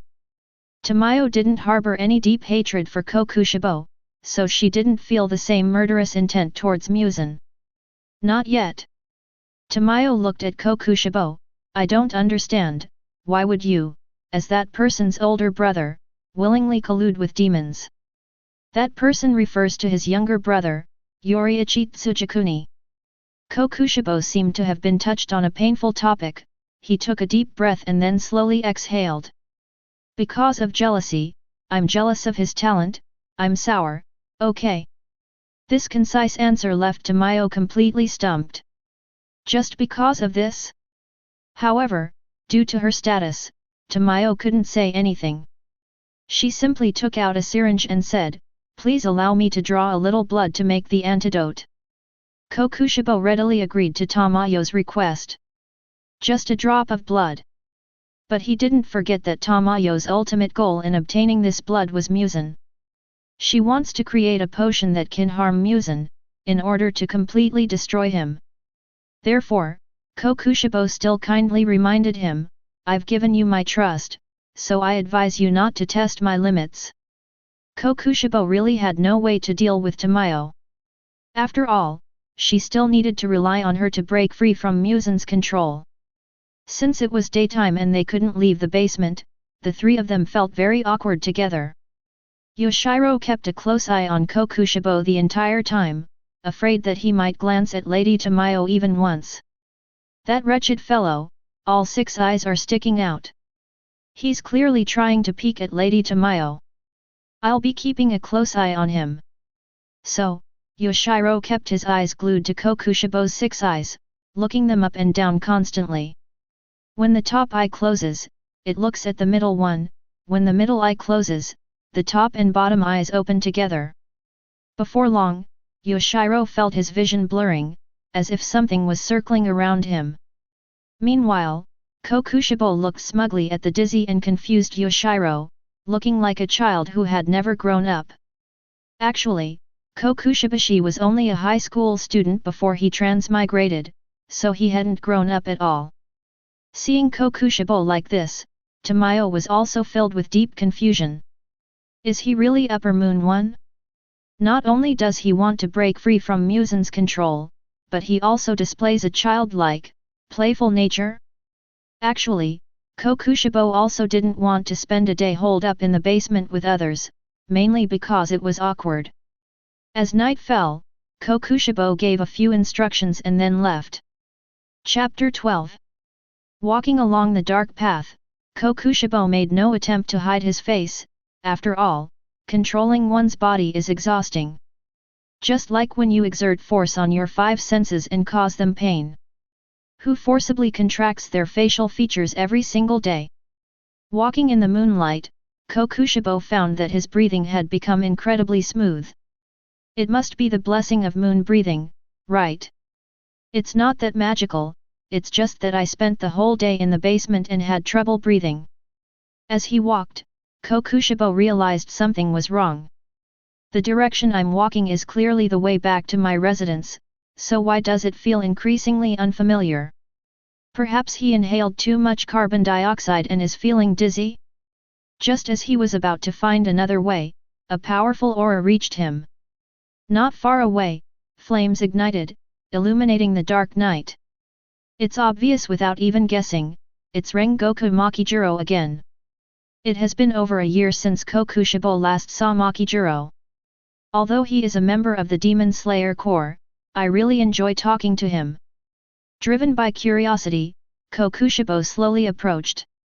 It turned out that it was Rengoku Makijiro, a pillar, leading the Demon Slayer Corps in slaying the demons. These demons weren't a big problem for Makijiro, but they were a major challenge for these rookie Demon Slayer Corps members. Makijiro watched from the sidelines. This was originally a training exercise he led to build the courage of his team members, unless an emergency occurred. Otherwise, he wouldn't interfere so casually.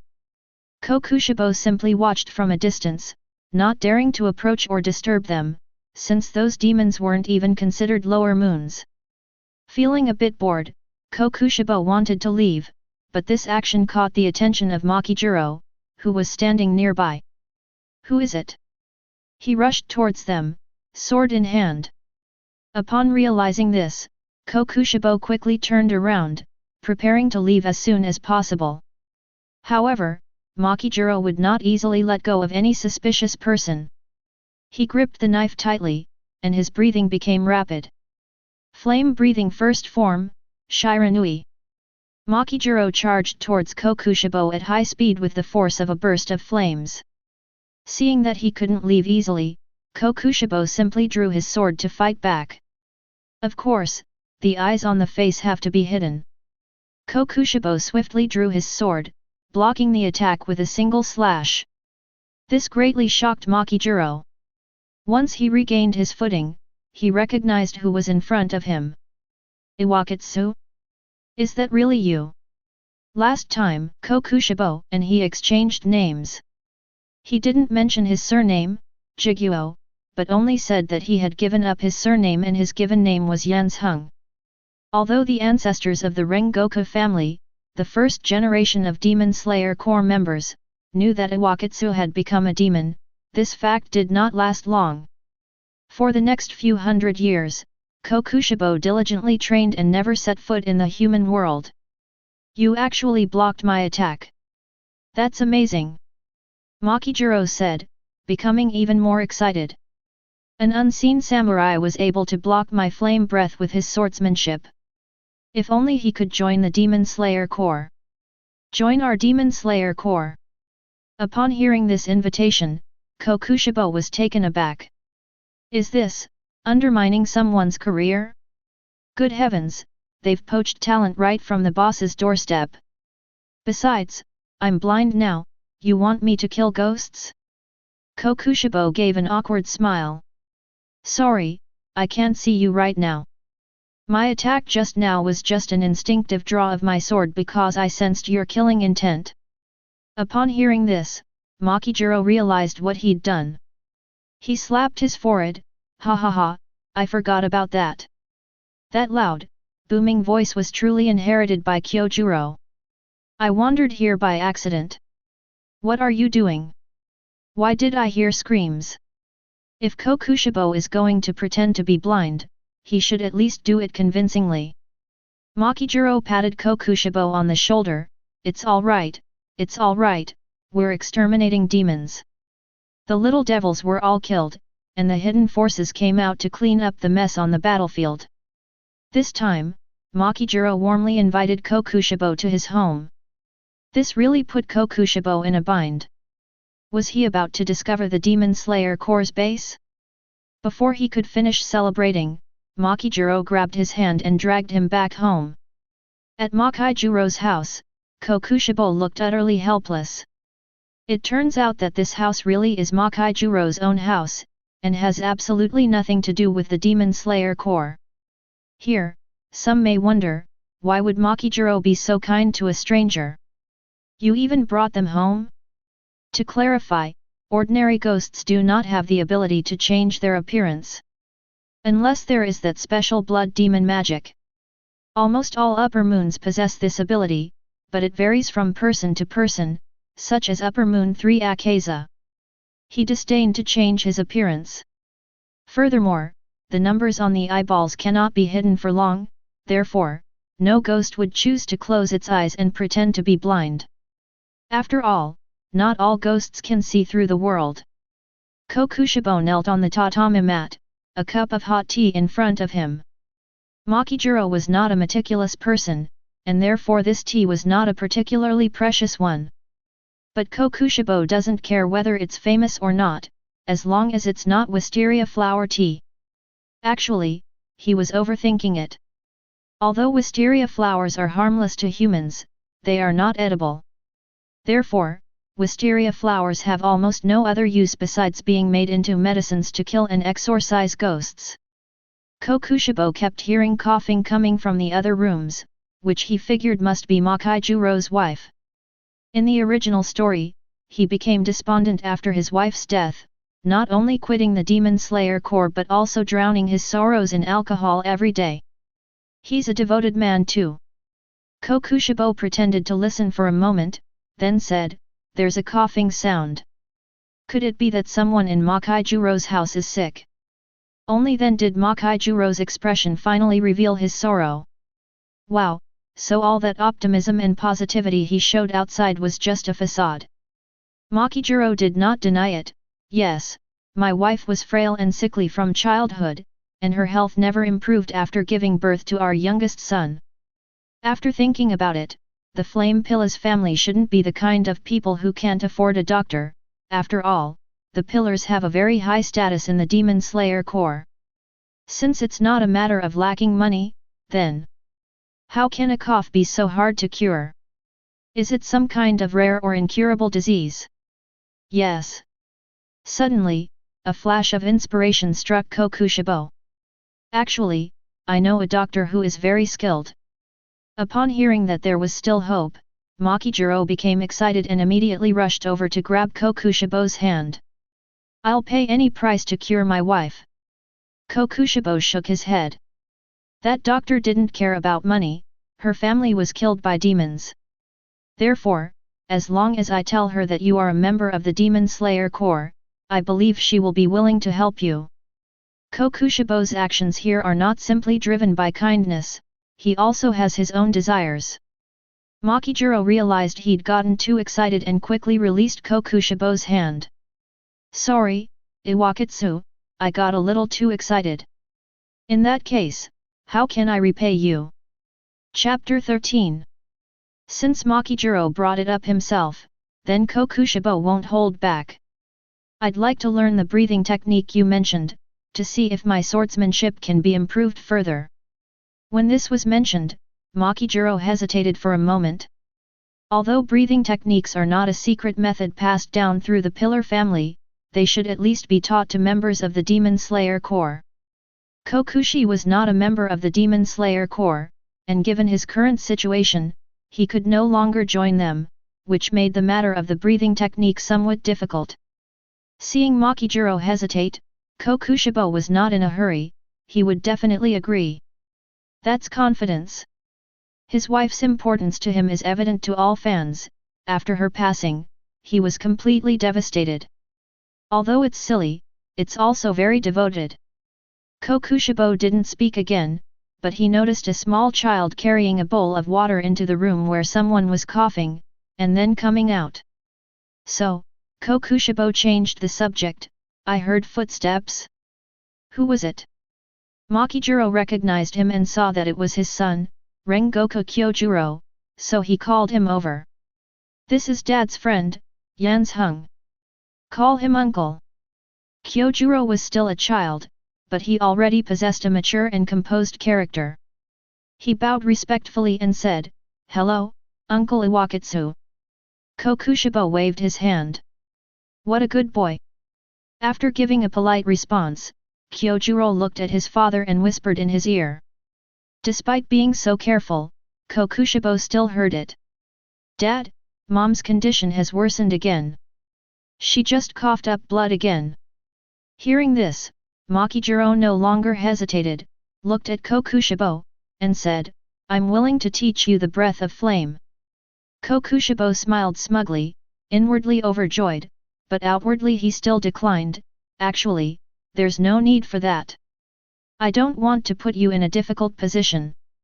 Before he could finish speaking, Makijuro continued, however, I hope you will adopt my son, Kyojuro, as your godson. Upon hearing this, Kyojuro and Kokushibo were completely dumbfounded. Clam? Adopted as a godson? Subway, elderly person.jpg. Makijuro had his own reasons for doing this. He couldn't be sure whether Iwakitsu would do something bad after learning the flame breathing technique. But it's clear that Yansheng is a very sentimental person. By recognizing him as his adoptive father, Kyojuro was able to implicitly bind him to the Rengoku family. This is also the reason why he needed to report to his lord when he taught Iwakitsu the breathing method. He's using his own reputation and honor to vouch for Yansheng. Kokushibo wasn't completely clueless, he had guessed some of it, but he hadn't expected Makijuro to trust him so much. Seeing his bewildered son, Makijuro immediately explained, Lord Iwakatsu knows a very skilled physician who can cure your mother. Upon hearing this, Kyojuro understood. He immediately knelt before Kokushibo, saying, "Greetings, Godfather." He was still just a child. Upon hearing that it could save his mother, he lost his composure. True, how calm can you expect a small child to be? If a child could be as calm and composed as an adult, that's not a good thing, it's pitiful, it's a tragedy. Kokushibo hadn't expected to have a godson, but since he was already here, he might as well make the best of it. Since he's accepted me as his godfather, I have to protect him. Patting Kyojuro's head, Kokushibo made a promise, "I will definitely bring that doctor." Judging by the time, it was almost midnight, and Kokushibo got up to leave. Although Makijuro and Kyojuro earnestly invited him to stay, Kokushibo refused. "Just kidding, if you find out I'm a ghost tomorrow, how am I supposed to escape? Are you going to carry your roof off the house while running around?" Kokushibo insisted on leaving, saying, "That doctor lives quite far from here and may not be able to get here for some time. If your cough persists, madam, please eat more fruit, especially pears." After giving his instructions, Kokushibo left without looking back. The father and son, Rengoku, watched Kokushibo's departing figure for a long time without leaving. They only went back when their figures became increasingly obscured. Upon entering the bedroom, Makijuro saw his wife, Ruka, who was leaning against the pillows, panting. On the tatami mat beside her lay the towel she had used. The bright red blood on the towel stung his eyes. He couldn't bear to see his wife suffer like that again. "Ruka, I've made a friend who knows a highly skilled physician. He'll bring him over in a while." Ruka heard the conversation in the living room from inside the room, but she didn't have the strength to go out. "You're gambling with what you're doing," Ruka said, somewhat annoyed. "You've only just met him. What if he's just—" She didn't continue, because she had no evidence, it was just speculation. However, because she is the flame pilla's wife, she has more to consider. Therefore, she unconsciously tends to think in the negative light. Makijuro gently embraced her, his eyes filled with tenderness. "Promise me you'll receive proper treatment." In the end, that concern turned into a simple Back in his room, Kyojuro eagerly awaited the arrival of the physician his adoptive father had brought, hoping he could cure his mother. "Brother, what happened outside just now?" Kyojuro's younger brother, Rengoku Senjuro, crawled out of bed and came to his brother's side to ask. Kyojuro hugged his younger brother tightly, his eyes burning with hope. "Mom is saved." However, they never imagined that the Dr. Kokushibo mentioned was actually a demon. They could not object, because at this moment, only Tamayo could cure Ruka. Kokushibo walked along the road, pondering his plan. "We still have to wait until the main storyline begins. Otherwise, one could easily disrupt the plot, triggering new developments and thus losing control. What does Kokushibo know besides the plot? Besides possessing the identity and strength of one of the upper moon ones, besides having the unparalleled moon breathing, besides having the ultimate transparent world and the demon slayer mark. What else does he have? He has nothing, he is nothing." As he walked, Kokushibo suddenly sensed something. "This is Muzan's summons." Kokushibo broke out in a cold sweat. Could it be that he had gotten too close to the demon slayer core and Muzan had discovered him? But before he could even think, the ground beneath Kokushibo's feet suddenly transformed into a doorway, and he fell right through it. The door closed and disappeared into the ground. Upon arriving inside the Infinity Castle, Kokushibo carefully sensed Muzan's location. Suddenly, Muzan's voice came from behind. Kokushibo immediately knelt on one knee. "Greetings, Lord Muzan." In truth, he didn't need to bow like that at all. Muzan's leniency towards him was beyond his comprehension. "Rise." Muzan only spoke slowly when he reached Kokushibo. "Kuroshibo, I need you to do something for me." Chapter 14. After assigning the task, Kokushibo was sent back to his residence. Muzan looked at the letter in front of him, somewhat annoyed. Damn it! I actually have to deploy one of the upper moons.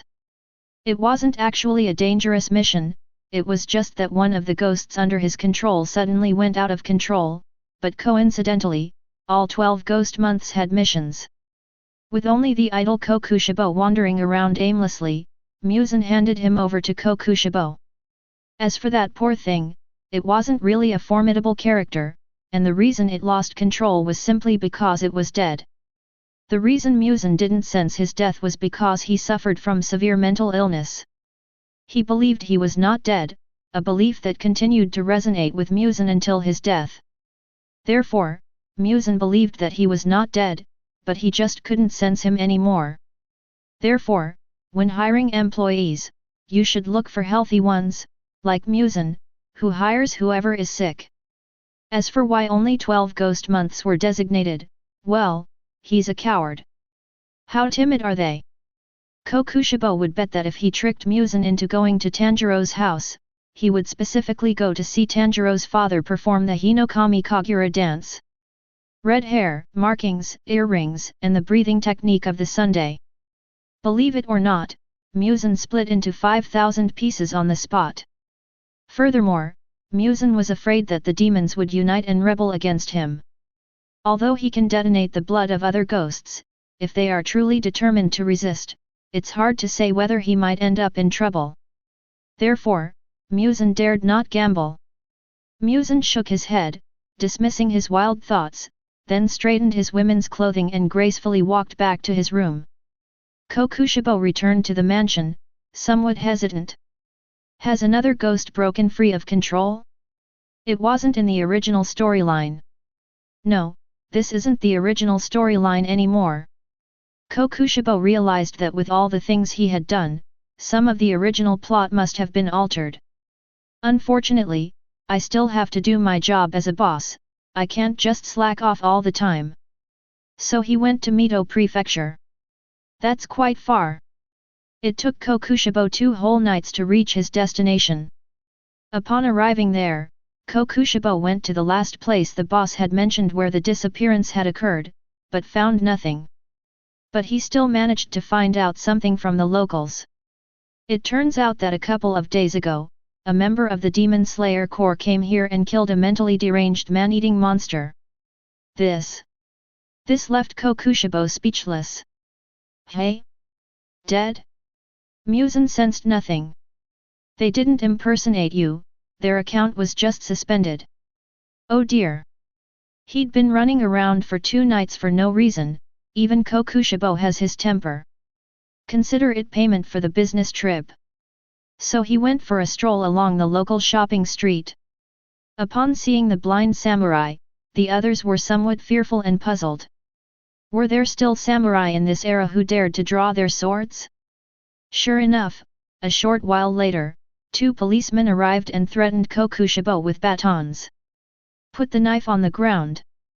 Then squat down. Kokushibo, of course, would not do as instructed. Not only that, he also grabbed the outstretched baton and easily knocked the policeman to the ground. Seeing this, the others quickly made way for them.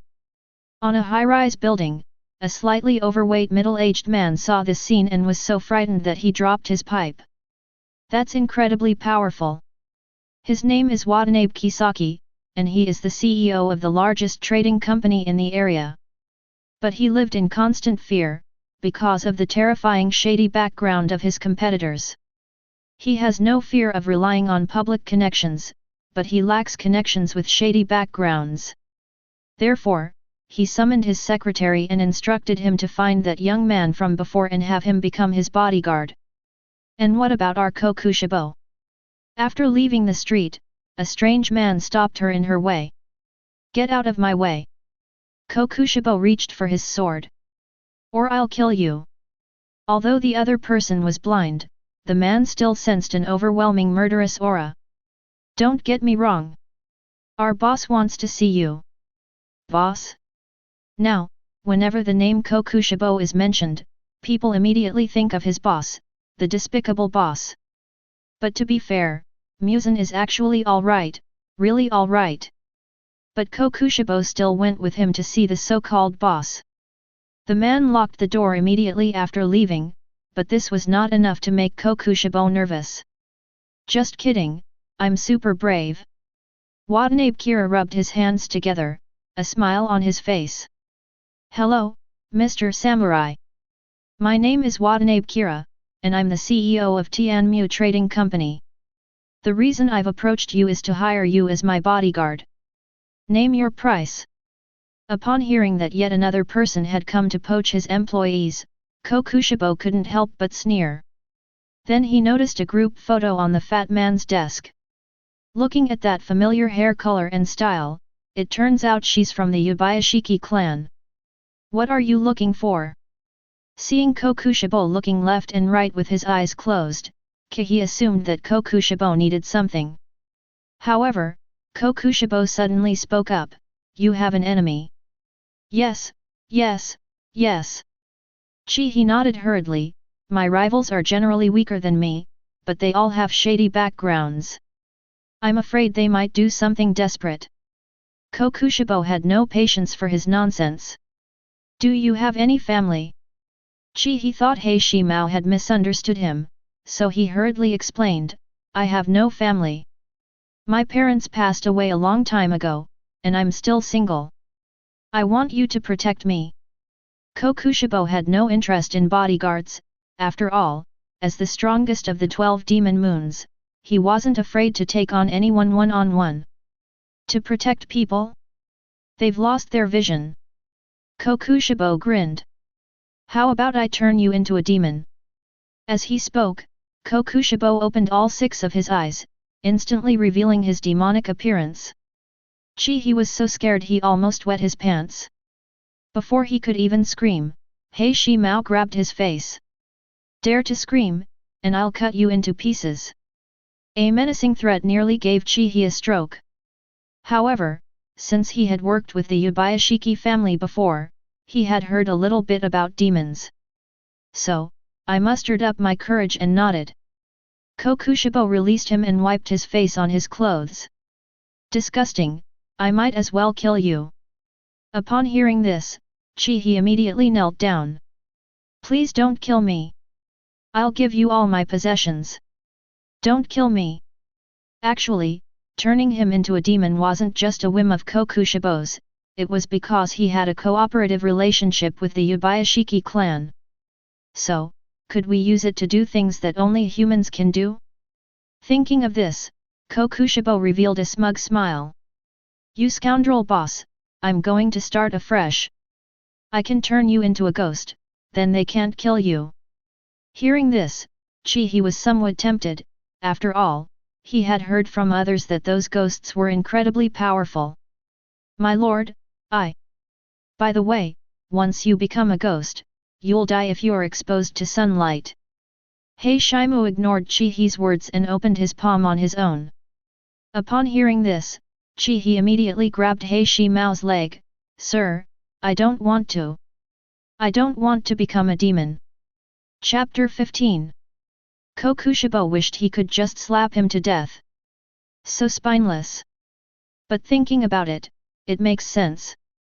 If he also became a ghost, how could I arrange for him to do things that only humans can do?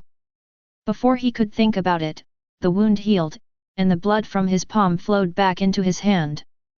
"No, do you think I should just take this hit for nothing?" Kokushibo grabbed his fat hand and slashed it hard, causing blood to gush from his palm. "Tell me what you want to do before you bleed out completely." He was in tears. What could he possibly do? But under the threat of death, he actually came up with a good idea. "Sir, why don't you turn my secretary into a ghost, then have him protect me and, incidentally, keep an eye on me?" Good grief, they actually said something like that just to avoid being killed. Kokushibo looked at him calmly. "Does that secretary have any family?"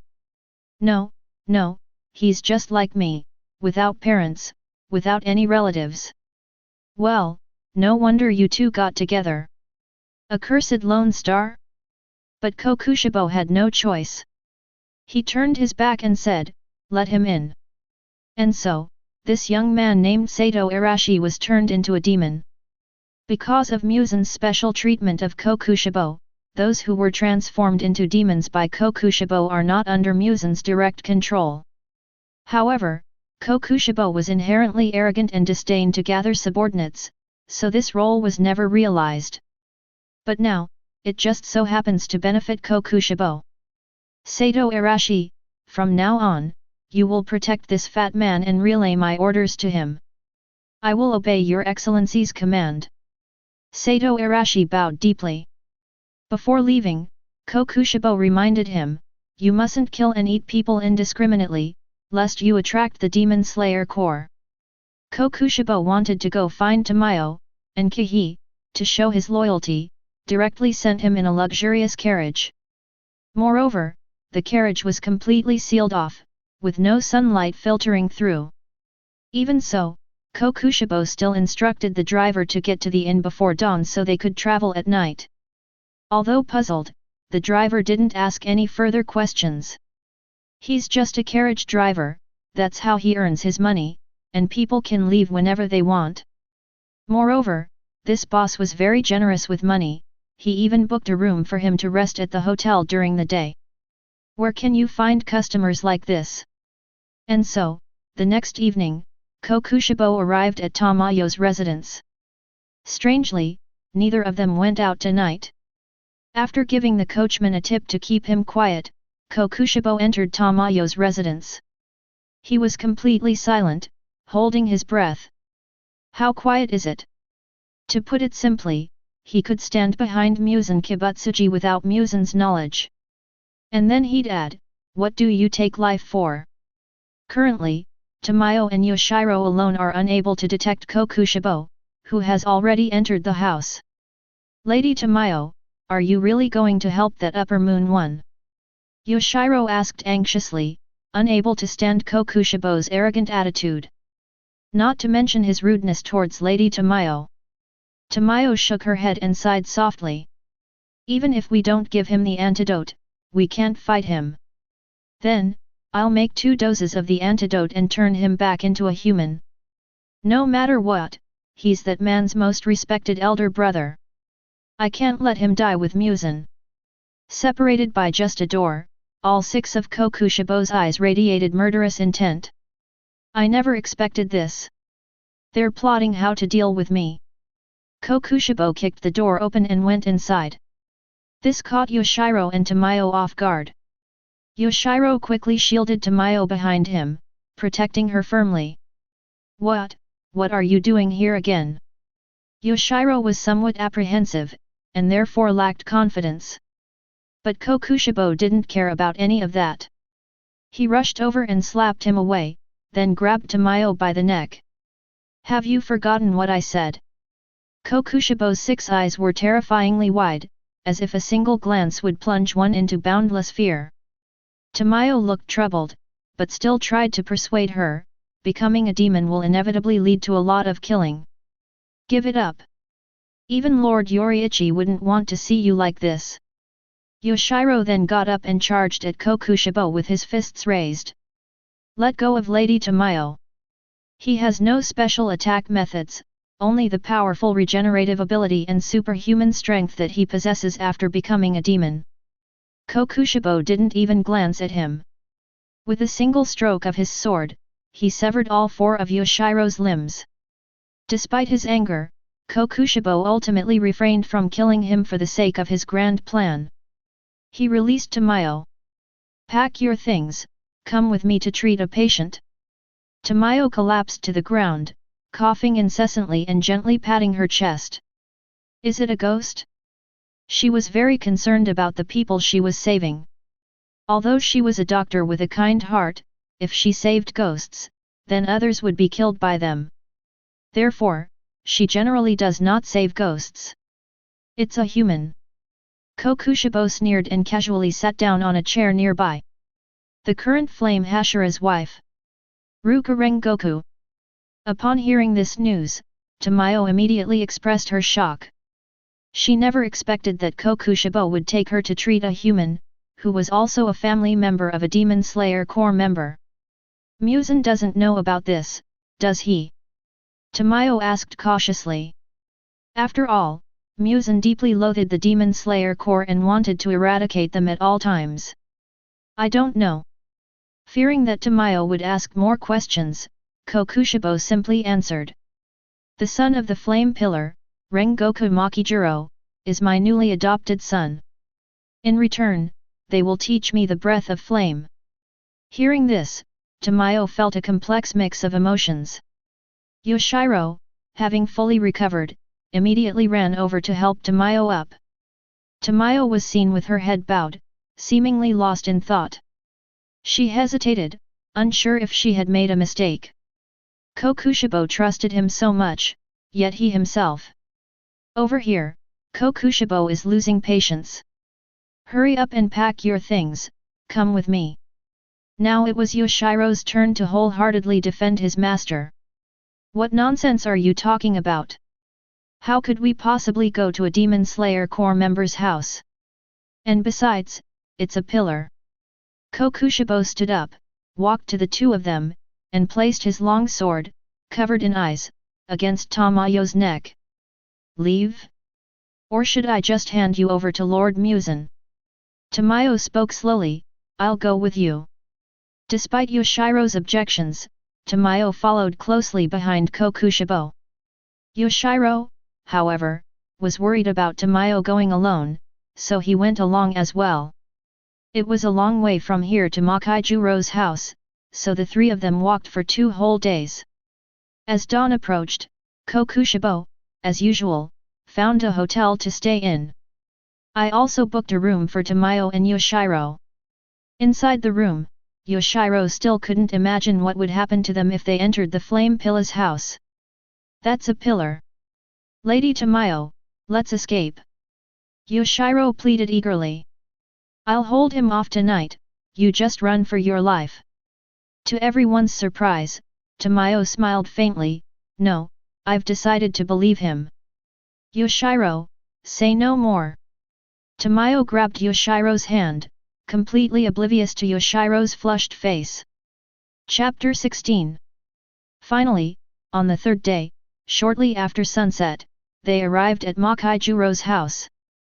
Kokushibo still had the appearance of a blind samurai. Makijuro welcomed Kokushibo and the 2 people he brought with him. That loud voice was somewhat unbearable for Yoshiro. However, due to Makijuro's imposing presence, Yoshiro ultimately kept his mouth shut and didn't say anything more. Hearing that his adoptive father had brought a doctor, Kyojuro brought his younger brother, Senjuro, to the living room. Godfather. Kyojuro bowed obediently. Kokushibo found him somewhat cute, so he pulled him to his side. This auntie is the doctor who can save your mother. Kokushibo certainly wouldn't let such a good opportunity pass by, and directly told Kyojuro to call her auntie. Trying to act young? Dream on. Kyojuro was very genuine, he greeted her enthusiastically. Videos बनाने हैं, Filmora है ना?